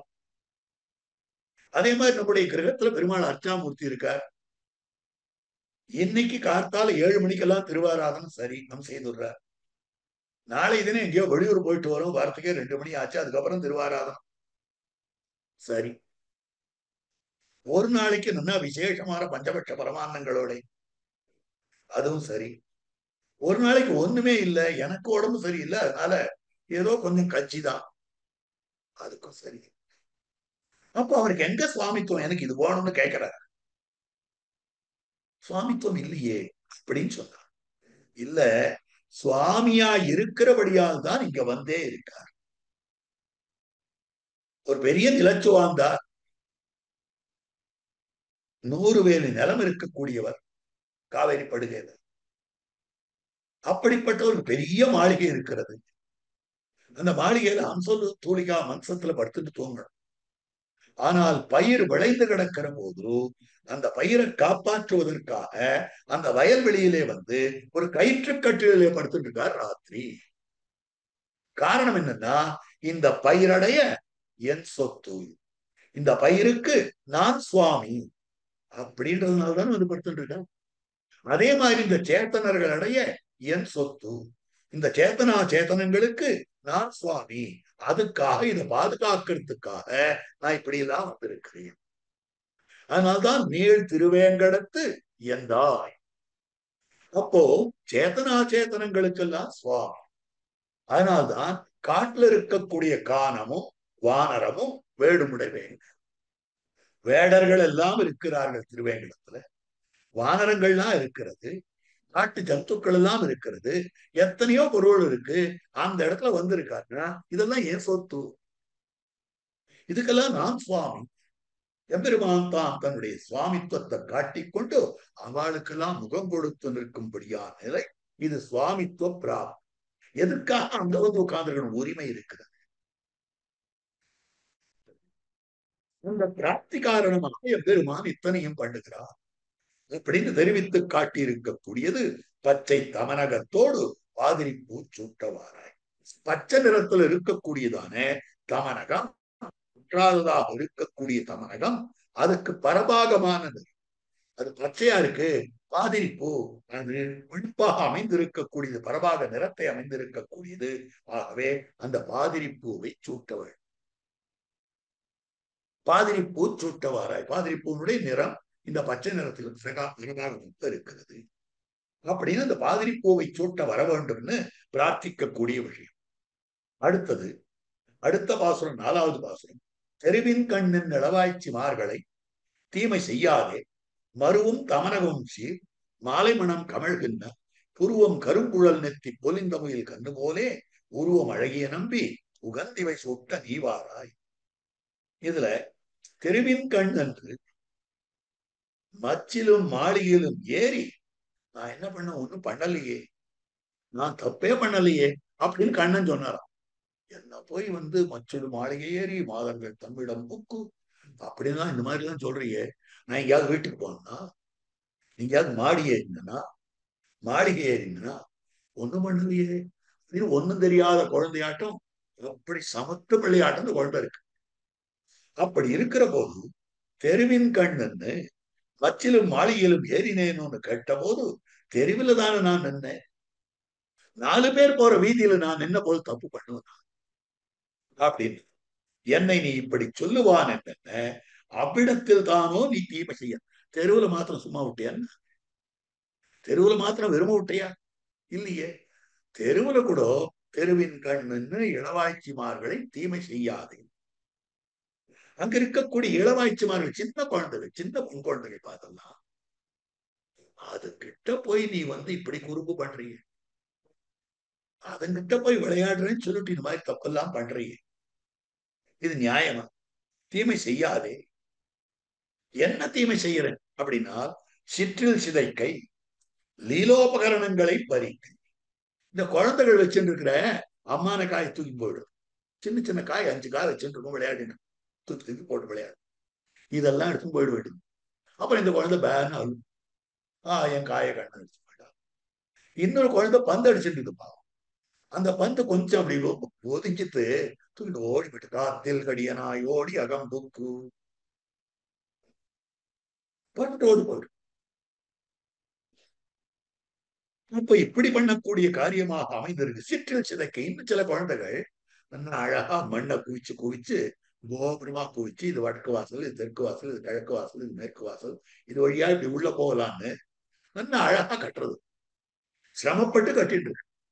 நேர வர வேண்டியது, நான் இங்க ஒருத்தன் இருக்கேன், என்னை விட்டு இன்னும் விளையாடுறேங்க அப்படின்னு சொல்லிட்டு என்னவோ பார்க்காத மாதிரி குருகணும் அது மேலேயே காலை பறிச்சு ஓடி போயிடும்.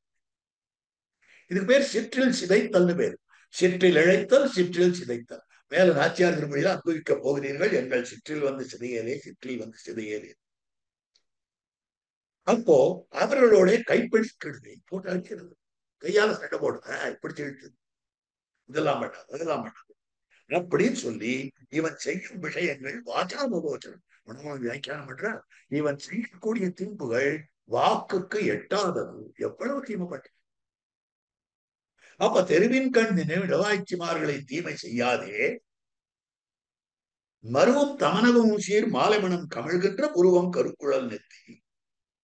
மருவும் தமனகமும் சீர் மாலைமணம் கமழ்கின்ற. மரு தமனகம் இவற்றுடன் கலந்திருக்கக்கூடிய மாலை. மருவு தவனம் இதெல்லாம் சேர்த்து சேர்த்து கட்டிது. அப்ப அந்த 2 வாசனையும் தனித்தானியா எப்படி இருக்கும்? மாலை மாலை மண அந்த மாலைகள் எல்லாம் பரிமளம் கமழ்கின்றன. அப்படிப்பட்ட மருவும் கமலமும் சீர் கலந்து கட்டின அழகிய மாலைகள் எல்லாம் பரிமளம் கமழான் என்று கொண்டிருக்கு. ரத்தன பரிமளத்தோட கூடியிருக்கக்கூடியது. அப்ப புருவம் கருங்குழல் நெற்றி பொலிந்தமையில் கன்று போலே உருவம் அழகிய நம்ம. அங்கதான் கண்ணபிரானுடைய அழக அப்படி காட்டியிருக்கக்கூடிய விஷயம். புருவம் கருங்குழல் நெற்றி. புருவம் உபமான ரகிதமாயிருக்கக்கூடிய புருவங்கள். அந்த புருவத்துக்கு சமானமே சொல்ல முடியலையே. இருண்டிருந்த குழல், புருவம் கருங்குழல், கண்கரையில் வெறுப்பா இருக்கக்கூடிய குழல், இருண்டு சுருண்டு ஏறிய உச்சி, அந்த கேசபாசம், அந்த கருங்குழல், இரண்டுக்கும் நடுவே விளங்குகின்ற திருநெத்தி. கீழ்ப்பக்கம் புருவம், மேல கரிய குழல், இதுக்கு நடுவில் இருக்கக்கூடிய திருநெற்றி. புருவம் கருங்குழல் நெற்றி பொலிந்த முகில் கன்று போலே. இதெல்லாம் பிரகாசித்துக் கொண்டிருக்கக்கூடிய, பொலிந்து கொண்டிருக்கக்கூடியதான, விளங்கிக் கொண்டிருக்கக்கூடியதான ஒரு மேகக்கன்று போலே. ஒரு மேகக்குட்டி, குட்டி மேகம் இருக்க மாதிரி ஒரு மேகக்கன்று போலே அவன் அமைந்து இருக்கக்கூடியவன். ஆகவே இப்படி அழகியவனா இருக்கக்கூடியவன். ஆக அவன் இந்த அழகை காட்டும்படியான விஷயம் உருவம் அழகிய நம்பி உகந்து இவை சூட்ட நீ வாராய்.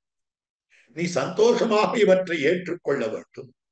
உகப்புடனே மணக்கமிழா நின்றுள்ள இந்த மாலைகளை சூட்டிக் கொள்ள வேண்டும்.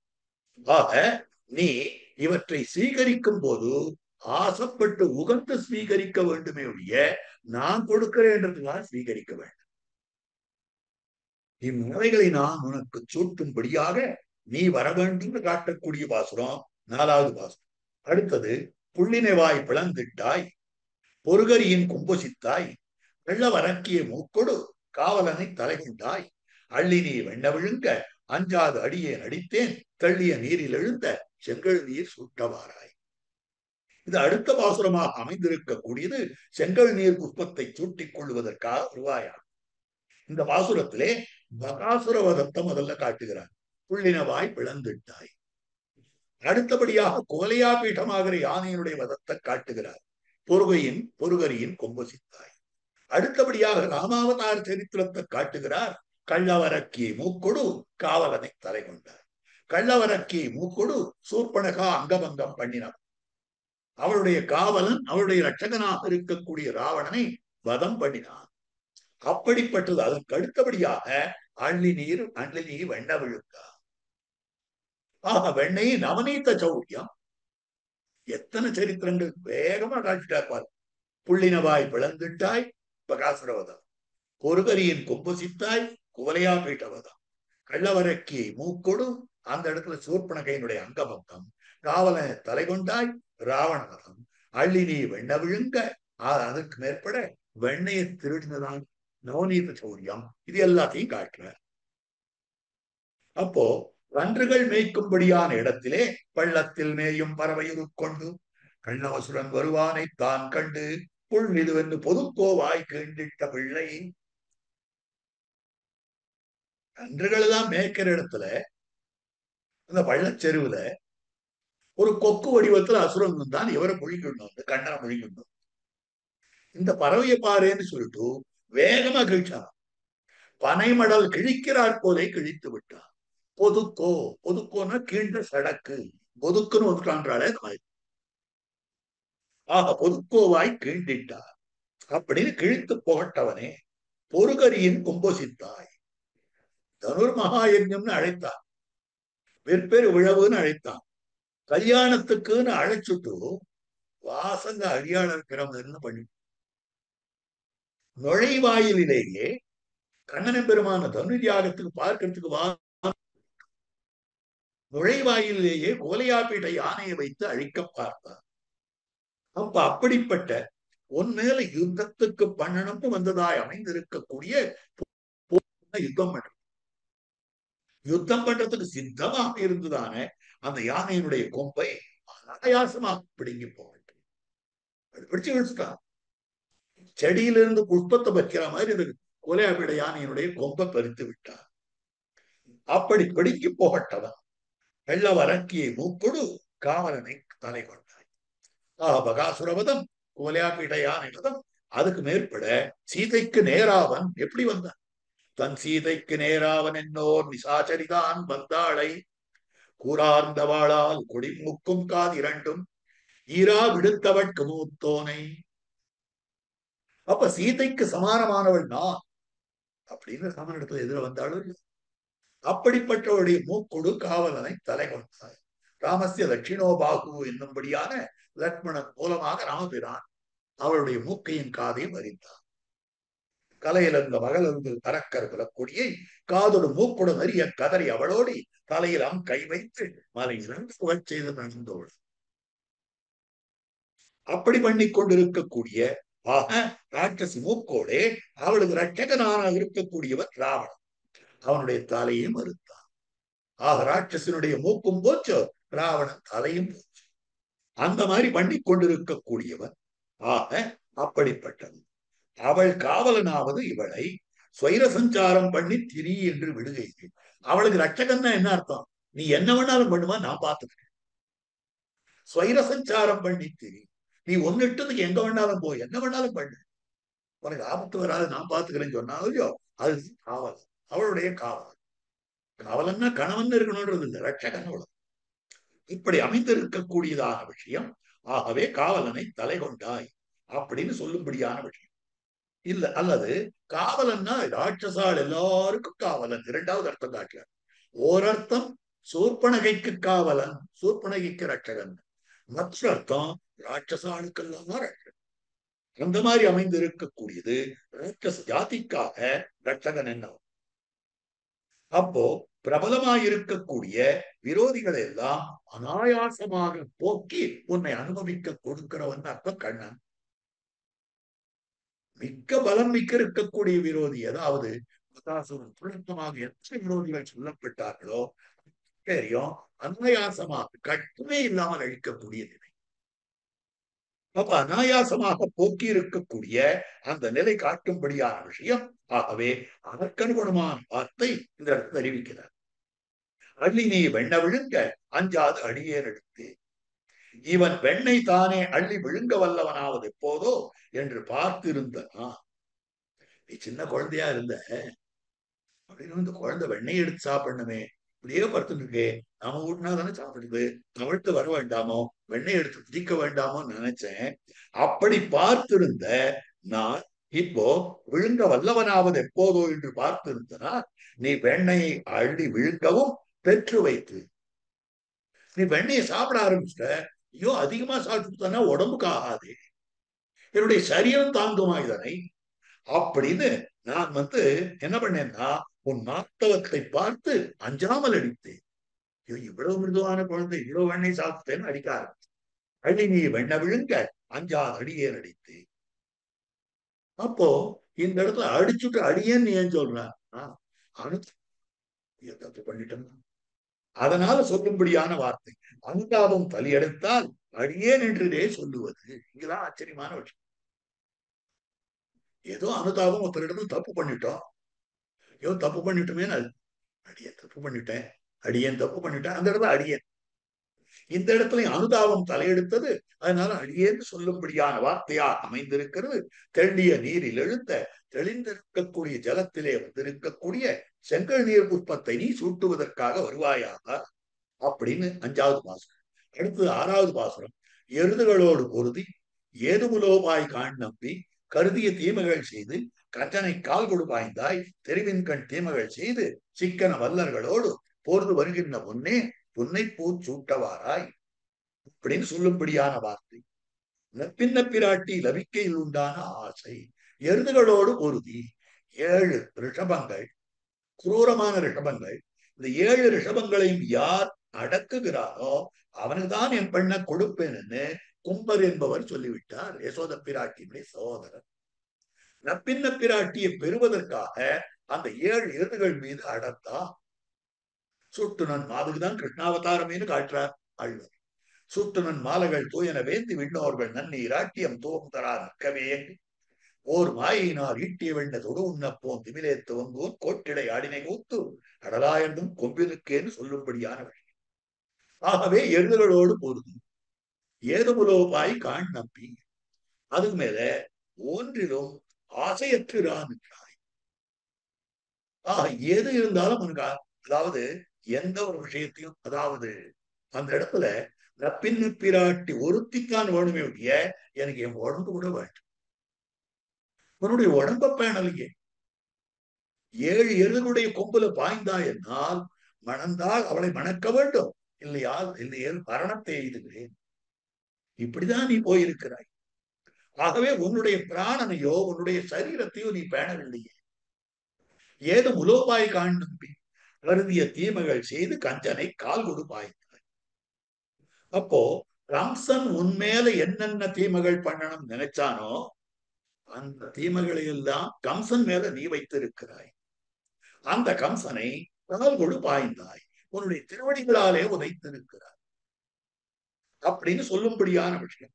அவன் வசந்ததான மஞ்சத்துல இருந்தா, துங்க மஞ்ச வியவஸ்திதா. கம்சன் வசந்த மஞ்சத்துல வசந்த ஆசனத்துல உட்கார்ந்து கொண்டிருந்தார்.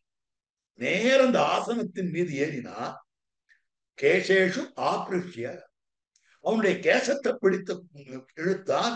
விகளத்து கிரீடம் அவனீதனே, அவனுடைய கிரீடத்தை கீழ் அப்படியே தள்ளிவிட்டு இருக்கக்கூடிய நிலை. ஆக ச கம்சம், அந்த கண்ணனை பெறுவான்.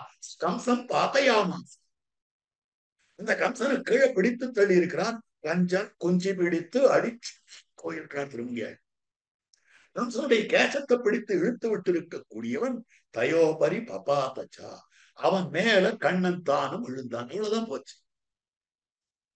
சொந்த மஞ்சத்து மேல உட்கார்ந்து கொண்டிருந்தா, இவன் மஞ்சத்தின் மேல ஏறினான். கம்சனுடைய முடிய கீழே தள்ளினான். அவனுடைய கேசத்தை பிடிச்சு கிழித்தா, அவன் மேல இவன் விழுத்தான். கஞ்சன் வயிற்றில் நெருப்பன்ன நின்ன நெடுமாலே, அந்த மாதிரி அமைந்திருக்கக்கூடிய நிலை. ஆக இப்படி அவனுடைய கிரீடத்தை பறித்தெறிந்து கேசத்தை பிடித்து இழுத்து அவனுடைய மஞ்சஸ்தலத்தில் நின்னும் பூமியிலே கீழே தள்ளி அதற்கு மேலே அவன் மேலே குதித்தா. கஞ்சனை கால் கொடு பாய்ந்தாய். அதுதான் கம்சனை காலாலே அவன் அழித்திருக்கக்கூடிய விஷயம் அப்படின்னு சொல்லு. தெருவின் கண் தீமைகள் செய்து தெரு வழி, அவனை நிரசிப்பதற்காக போகிற வழியிலே தீமைகள் செய்து. என்ன தீமைகள் அப்படின்னு கேட்டால், ஈரங்கொல்லியான ரஜகனை கொண்டு வஸ்திரங்கள்லாம் எடுத்துட்டு போயிட்டு இருந்தான். எங்க ரெண்டு பேருக்கும் அவையோ காத்திர சதுசன்ற மாதிரி எங்க ரெண்டு பேருக்கும் பொருத்தமான வஸ்திரத்தை கொடுப்பா. கண்ணனும் பலராமனும் கேட்கிறா அவன் ஒழுங்கா அவன் கொடுத்துட்டு போயிருந்தா பரவாயில்ல. இதெல்லாம் கம்சனுக்கு, அதெல்லாம் அவனுக்கு கொடுக்க மாட்டேன் அப்படின்னு எல்லாம் எத்தையோ அவன் பலனும் பேசினான்.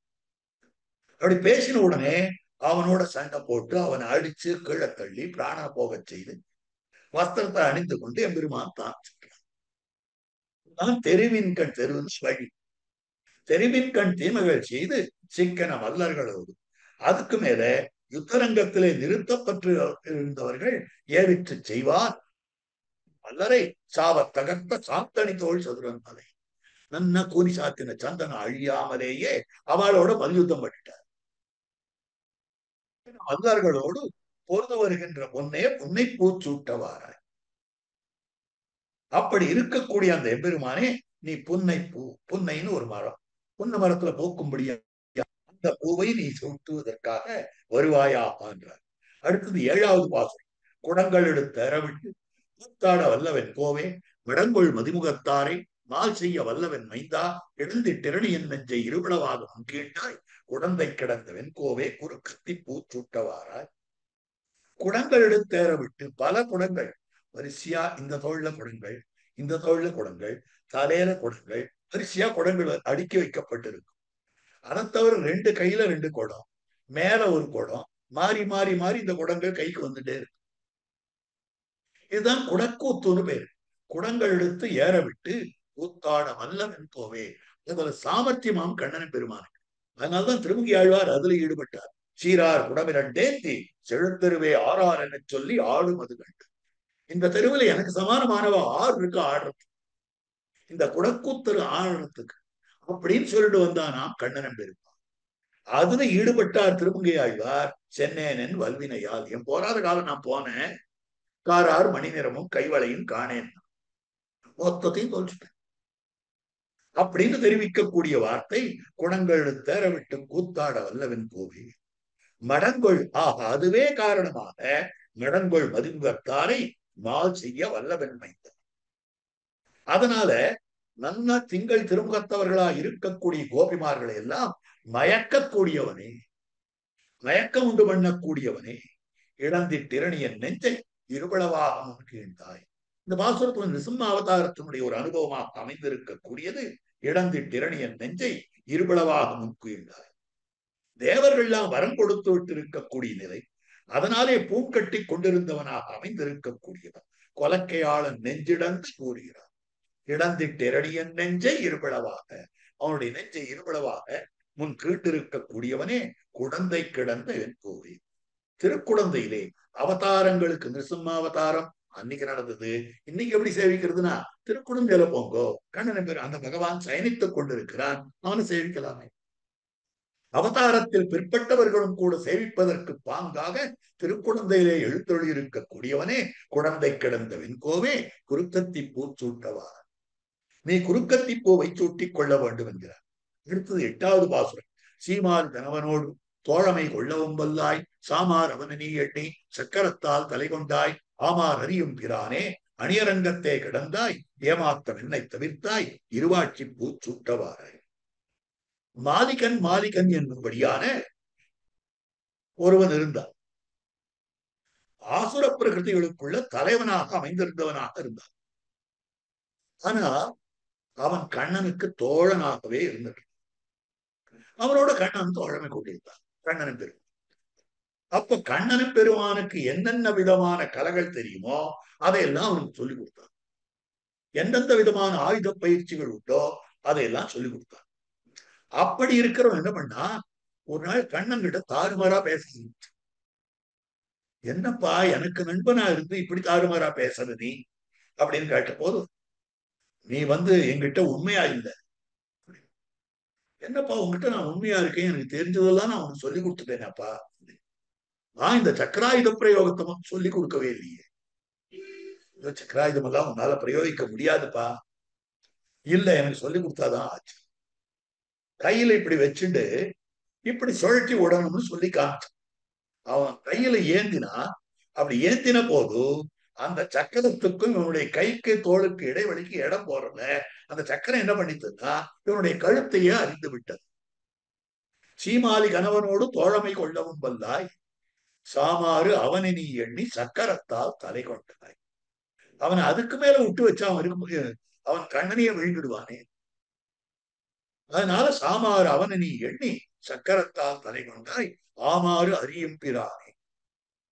எந்தெந்த சமயத்துல என்னென்ன பண்ண வேண்டும் என்று தெரிந்தவனாக அமைந்திருக்கக்கூடியவனே, மேல என்ன வரும் என்பதை நன்றாக தெரிந்து கொண்டவனாக இருக்கக்கூடியவனே, அணியரங்கத்தே கிடந்தாய்.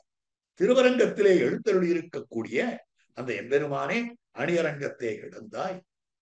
ஏமாத்தம் என்னை தவிர்த்தாய், இருவாட்சி பூச்சூட்டவாராய் அப்படின்னு வார்த்தையாக அமைந்திருக்கக்கூடியது. ஏமாற்றம்னா துக்கம் அர்த்தம். என்னுடைய துக்கத்தை தவிர்த்தவனே அப்படின்னு சொல்லும்படியான அர்த்தம். இந்த இடத்துல மாலிகன்னு தான் அவன் பேரு. சீமாலிகன் ஏன் சொல்றா அப்படின்னா, அவன் நண்பனுடைய தோழமே அவன் சிறப்பித்தியா இருந்தாலும் கண்ணனோடு தோழமை கொண்டான். அதனால ஸ்ரீன்னு அவன் கௌரவம் தோற்று சொல்லுகிறார்கள். அதனால சீமாலிகன் சி ஔபச்சாரிகம் வியாக்கியானம் பண்ணுகிறார் அமரிகள். ஆக சக்கரத்தால் தலை கொண்டாய், ஆமார் அறியும் பிரானே அணியரங்கத்தை கிடந்தாய், ஏமாத்தம் என்னை தவிர்த்தாய், இருவாட்சி பூச்சூட்டவாராய் இப்படின்னு சொல்லும்படியான விஷயம். இப்ப திருவரங்கத்தே கிடந்தாய்ன்னு இருக்கு, அணியரங்கத்தே கிடந்தாய்ன்னு இருக்கு. அங்கதான் வியாக்கியானம் பண்றார், இங்கே கிடந்தா. திருவரங்கத்துல நாம சயனித்துக் கொண்டோமே ஆனால் முமுட்சுக்களை லபிக்கலாம் என்று சம்சாரத்துக்கு ஆபரணமான கோயிலே அணியரங்கத்தே கிடந்தாய். அணினா ஆபரணங்கள், அணிபுதுவை பைங்கமல தன்தறியல் சம்சாரத்துக்கு ஆபரணமாக இருக்கக்கூடிய ஸ்ரீவில்லிபுத்தூர்னு அர்த்தம் பண்றார். அதே மாதிரி இங்க அணியரங்கம்னு சொன்னால் இந்த அணின்னா சம்சாரத்துக்கு ஆபரணமாக இருக்கக்கூடிய அந்த கோயில் திருவரங்கம். இங்க நாம கிடந்தோமேயானால் முமுட்சுக்களை லபிக்கலாம். யார் யார் மோட்சம் அடையணும்னு ஆசை இருக்கோ அவள் தான் நமக்கு கிடைப்பாளே.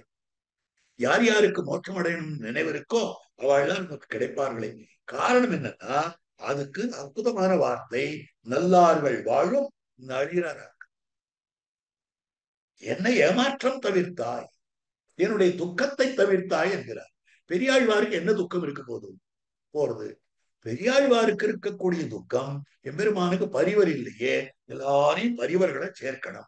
அப்பதான் திருப்பல்லாண்டுல இருக்கிறவாள் கூப்பிடுறார். அப்ப திருவரங்கம் எப்படிப்பட்டதுன்னா, நல்லார்கள் வாழும் நளிர் அரங்கனாகனையா, நல்லவர்கள் இருக்கக்கூடிய திருவரங்கம்னு காட்டப்படும். எப்ப நல்லவர்கள் இருக்கக்கூடிய திருவரங்கம்னு சொல்லப்படுகிறதோ அந்த திருவரங்கம் மிக உயர்ந்த பரிவர்களோட கூடியிருக்கக்கூடிய தேசம். பரிவர்கள் நிறைய பேர் இருக்கான்ற போது எனக்கு துக்கம் போயிடுமே. எம்பெருமானுக்கு சுத்தி பல பேர் இருக்கான்னா, எம்பெருமானை காப்பாற்றுறதுக்கு முழுஷா இருக்கா, எம்பெருமான் சொஸ்தமா இருப்பான், க்ஷேமமா இருக்கும் அப்படின்ற எண்ணம் எனக்கு வருமே. அதனால ஏமாத்தம் என்னை தவிர்த்தாய், இருவாட்சி பூ சூட்டவாராய். ஆக இது கால புஷ்பம். இருவாட்சி கொஞ்ச நாள் யாச்சுன்னா வாடி கொடுக்கும். ஆகவே காலப்புஷ்பமாக இது அமைந்திருக்கிறது. இதனுடைய செவ்வி அழிவதற்கு முன்பாகவே வந்து இதனை சூட்டிக் கொள்ள வேண்டும் என்று கண்ணன் பெருமானிடத்திலே பிரார்த்திக்கிறார். அடுத்தது 9வது பாசம். அண்ட தமரர்கள் சூழா, அத்தாணி உள்ளங்கிருந்தாய், தொண்டர்கள் நெஞ்சில் உறைவாய், தூமலராள் மணவாளா, உண்டி துலகினை ஏழும் போராலையிலே துயில் கொண்டாய், கண்டு நான் உன்னை உறக்க கருமுகை பூச்சூட்டவாராய். அண்டத்தமரர்கள் சூழ, அண்டத்து ஸ்ரீவைகுண்டத்திலே பரமபதத்திலே அங்கு நித்திய சூரிகள் சந்நிகிதர்களாக இருக்கிறார். நித்திய சூரிகள் சேர்ந்திருக்கிறார்கள். அவர்கள் அமரர்கள் நித்திய சூரிகளாக இருக்கிறார்கள். அவர்கள் சூழ்ந்திருக்க அவர்களுக்கு நடுவிலே வீற்றிருக்கக்கூடிய அப்படிப்பட்டவனே அங்க இருக்கிறது மாத்திரம் இல்ல, தொண்டர்கள் நெஞ்சுவரே. இறந்தால் தங்குமோர் அண்டமே என்னும், அண்டம் போய் ஆட்சி இவருக்கு என்னும். பரமபதத்தை அண்டம் என்று சொல்லுவார்கள். அண்டம்னா பரமபதத்தில் இருக்கக்கூடியவனே. அண்டத்து, அண்டம்னா இந்த அண்டகடான்னு அர்த்தம் வேற. ஆனால் பொதுவா பரமபதத்தையும் அண்டம்னு சொல்றது. அதுதான் 2 பிரமாணம் காட்டுகிறார். இறந்தால் தங்கும் ஓர் அண்டமே கட்டுகொள்மின், சாத்தினோம் தடம் பொங்க தம்பொங்கோ. திருமங்கையாழ்வாருடைய வாசம். அண்டம் போயாட்சி அவர் கதறிந்தோமே. இந்த பாசுரங்கள் எல்லாம் என்ன சொல்லப்படுகிறதுனா அண்டம்ன்ற சப்தத்துக்கே பரமபதம்னு அர்த்தம் சொல்லப்படுகிறது. ஆகவே அண்டத்துள் அத்தாணி அமரர்கள் சூழா. இந்த பரமபதத்திலே அந்தரங்கர்களாக இருக்கக்கூடிய அமரர்கள் நித்தியசூரிகள் பக்தர்கள் இவர்கள் சூழ. நித்தியசூரிகள் சூழ அந்த இடத்துல இருந்திருக்கக்கூடியவனே அப்படின்ற.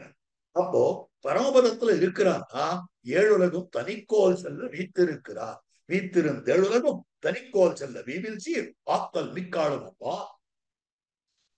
அப்படி இருக்கக்கூடியவன் தொண்டர்கள் நெஞ்சிலே இருக்கக்கூடியவனே. இந்த விபூதியிலே பரமபதத்துல நித்தியசூரிகள் சூழ்ந்து கொண்டிருக்கிறார்கள். இந்த விபூதியிலே உணர்வுகளாக இருக்கிறவர்களுடைய நெஞ்சத்திலே இருக்கிறார். அப்ப தொண்டர்கள் நெஞ்சில் உறைவாய் அத்தாணி உள்ள அங்கிருந்து உறைவாய் உறைபவனே. அப்ப பரமபதத்துல இருந்தா, ஆனா அதை விட இங்க இருக்கிறதா அவனுக்கு ஆசை. கலிகன்னி உள்ளத்தினுள்ளே உளங்கண்டாய் சூழலை சாழலே. சாழல் பத்துல வெள்ளத்தான் வேங்கடாத்தானேலும் கலிகன்னி உள்ளத்தினுள்ளே உளங்கண்டாய். அப்ப ஒரு ஆஸ்திகனுடைய ஹிருதயத்தை கணிசித்துத்தான் எல்லா இடத்துலையும் பெருமான் இருக்கிறார். ஆகவே அதற்கனுகுணமாக அமைந்திருக்கக்கூடியது தொண்டர்கள் நெஞ்சு விரைவாய். நெஞ்சில எப்படி இருக்கிறால் தூமலராள் மணவாழம் ஸ்ரீயாசார்த்தம் ஜெகத்பதி ஆஸ்தே விஷ்ணு சித்தியாத்மா. பரமபதத்துல எப்படி இருக்கிறானோ அதே மாதிரிதான் அந்த தமர அரவிந்த பாவையும் தானும் அதன்படி வந்து புகுந்து. அப்ப பெரிய பிராட்டியாரோடையே நெஞ்சிலே வாசம் பண்ணி கொண்டிருக்கிறான்னு காட்டுறார். தொண்டர்கள் நெஞ்சில் விரைவாய் தூமலராள் மணவாழா உண்டிட்டுலகினை ஏழும் ஓராளினையும் துயில் கொண்டார். ஒரு பவனான ஆலந்தரிலே சப்த லோகங்களையும் வயிற்றிலே வைத்து அடக்கிக் கொண்டு மஞ்சாடு வரை 7 கடல்களேயும் வானமும் மன்னரும் மொத்தமெல்லாம் எஞ்சாமல் வைத்தடக்கி ஆவின் நாளின் மேலோ இளந்தளிரில் கண் வளர்ந்த ஈசன் தன்னை அப்படின்னு சொல்லும்படியான விஷயம். உண்டிட்டு உலகினை ஏழும் ஓராளிலையும் துயில் கொண்டாய். தொண்டர்கள் நெஞ்சுலறைவாய் தூமலராள் மணவாளா உண்டிட்டுலகினை ஏழு. அப்போ லோகத்தை எல்லாம் பகவான் சிருஷ்டிக்கிறது பிராட்டியினுடைய சந்தோஷத்துக்காக. எஸ்யா வீட்சியமுகம் ததிங்கித பராதீனஹா விதத்தேக்கினா. அவளுடைய திருமுக மண்டலத்தை பார்த்து முகக்குறிப்பை உணர்ந்து கொண்டு அதற்கனுகுணமாக லோகத்தை சிருஷ்டிக்கிறார் அப்படின்னு அவளுடைய இங்கித பராதீனாக செய்யறான்னா உலகத்தை உள்ளுக்குள்ள வைக்கிறார். அதுவும் அவளுடைய இங்கித பராதீனத்தை தான். கண்டு நான் உன்னை உகக்க கருமுகை பூச்சூட்டவாராய். உன்னை கண்டு நான் சந்தோஷப்படணும். அதற்கேற்றாற் போலே கருமுகை புஷ்பத்தை நீ சூட்டிக்கொள்ள வர வேண்டும் என்று 9 பாசுரங்களாலே அந்த எம்பெருமானை பூச்சுடவாராய் பூச்சுடவாராய் என்று அழைத்தார். 10வது பாசுரம் புதமாக சொல்லும்படியான பாசுரம். செண்பக மல்லிகையோடு செங்கல் நீர் இருவாட்சி எண்பகர் பூவும் குணத்தே இன்னிவை சூட்டவாவென்று மண்பகர் கொண்டானை ஆய்ச்சி மகிழ்ந்துரை செய்த இம்மாலை பண்பகர் நிலிமுத்தூர்கோன் பட்டர்பிரான் சொன்னபத்தே. இது ஒரு 10 பாசுரம். என்ன ஆச்சரியம்! இந்த 10 பாசுரத்தை சேவிப்பதே பிரயோஜனம். இந்த 10 பாசுரத்தை சேவித்து ஒரு பிரயோஜனம் வேண்டாம். இந்த 10 பாசுரத்தை இதனுடைய ரசானுபவம் தானே இதற்கு பலன் வியாக்கியானம் பண்ணுகிறார் பகவான். இதனுடைய ரசானுபவம், இதனுடைய சுவையினுடைய அனுபவம் இருக்கிறதே, அதை விட வேற தனி பலனே வேண்டாம் சொல்றார். செண்பகம் செண்பக புஷ்பம், மல்லிகையோடு மல்லிகை பூக்களோடு செங்கல் நீர் செங்கல் நீர் புஷ்பம், இருவாட்சி இருவாட்சி புஷ்பம், எண்பகர் இன்னது இன்னது இன்னது என்று எண்ணி சொல்லப்பட்ட, நினைத்து சொல்ல எண்ணி சொல்லப்பட்ட இப்படி இருக்கக்கூடிய எல்லா பூக்களும் கொண்டே தேடி தேடி கொண்டு வந்திருக்கு. இந்த புஷ்பங்களை இன்னைக்கு நீ சூட்டிக் கொள்ள வேண்டும். இன்று இவை சூட்டவா கண்ணாவா கண்ணாவா பூ சூட்டிக்கவா அப்படின்னு சொல்லி என்று தனது எண்பகர் வா என்று பகர். அப்போ மண்பகர் கொண்டானை ஆய்ச்சி மகிழ்துரை செய்த விம்மாலை. சாஸ்திரத்தில் சொல்லப்பட்டிருக்கக்கூடிய இந்த பூமியை, தன்னதான பூமியை மகாபலியிடமிருந்து நீரேற்று தான் கொண்டவனாய் அமைந்திருக்கக்கூடிய அந்த கண்ணனம் பெருமானை ஆய்ச்சி மகிழ்ந்து உரை செய்த இம்மாலை. யசோதை பிராட்டியானவள் சந்தோஷமாக சொன்னதாக அமைந்திருக்கக்கூடிய ராகத்தோடு சேர்ந்திருக்கக்கூடியதாய் அமைந்திருக்கக்கூடிய இந்த 10 பாட்டை பட்டர்பிரான் சொன்ன 10. என்ன ஆச்சரியம்! அற்புதமான பாசுரங்களாக அமைந்திருக்கின்றனவே அப்படின்னு சொல்லி பிராத்த காலத்திலே பூப்பதாய் அமைந்திருக்கக்கூடிய செண்பகம், சாயங்காலத்திலே பூப்பதாய் அமைந்திருக்கக்கூடிய மல்லிகை, இவற்றோடே பிராத்தகால புஷ்பங்களான செங்கல் நீர் இருவாட்சியும் முதலாக எண்ணி சொல்லப்பட்டது. மல்லிகை சாயங்கால புஷ்பம், செண்பகப்பூ காலை வேளையிலே புஷ்பம். இது நடுவில் சொல்லப்பட்ட சாயங்கால காலை வேளையிலே பூக்கும்படியான புஷ்பங்கள் எல்லாவற்றையும் சொல்லி சாஸ்திரங்களிலே பரிகணித்தமாய் இருக்கக்கூடியது. அது மேல சாஸ்திரத்துல எதெல்லாம் சேர்க்கலாகும், எம்பெருமானுக்குன்னு அமைந்திருக்கக்கூடிய புஷ்பங்கள் என்னென்ன உண்டோ அவற்றையெல்லாம் தந்தே அப்படின்னு சொல்லும்படியான விஷயம். இதனை பட்டர்பிரா இருக்கக்கூடிய பெரியாழ்வார் சொன்ன இந்த பாசுரங்களை பண்பகர் ஆய்ச்சி மகிழ்ந்துரை செய்த இம்மாலை பண்பகர் வில்லிபுத்தூர்கோன் பட்டர்பிரான் சொன்ன பத்தே என்ற பாசுரங்கள் பகவானுக்கு அமைந்திருக்கக்கூடிய விலட்சணமான அனுபவத்துக்கான பாசுரங்களாக அமைந்திருக்கின்றன.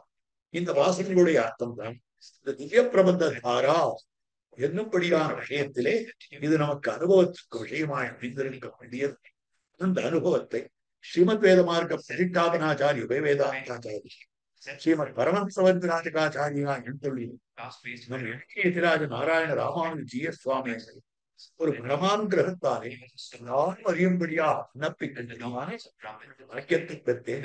இதை குறித்து ஸ்ரீ சுவாமியினுடைய திருவடித்தாமரைகளே இஷ்டகாபமான பிராமணத்தை தெரிவித்த எம்ஓபி அறக்கட்டளையினர் அடியனுடைய பிராமங்களை தெரிவித்து அமைக்கும்படியான பிரார்த்தனையோடு இந்த உபன்யாசத்தை திருவண்ணி செய்து அடியார்கள் வாழ அரங்கநகர் வாழ சடகோபன் தந்தமிழோம் வாழ கடல் சூழ்ந்த மண்ணுலகம் வாழ மணவாழ மாமுனியே இன்னும் ஒரு நூற்றாண்டிலும் இன்னும் ஒரு நூற்றாண்டிலும் இன்னும் ஒரு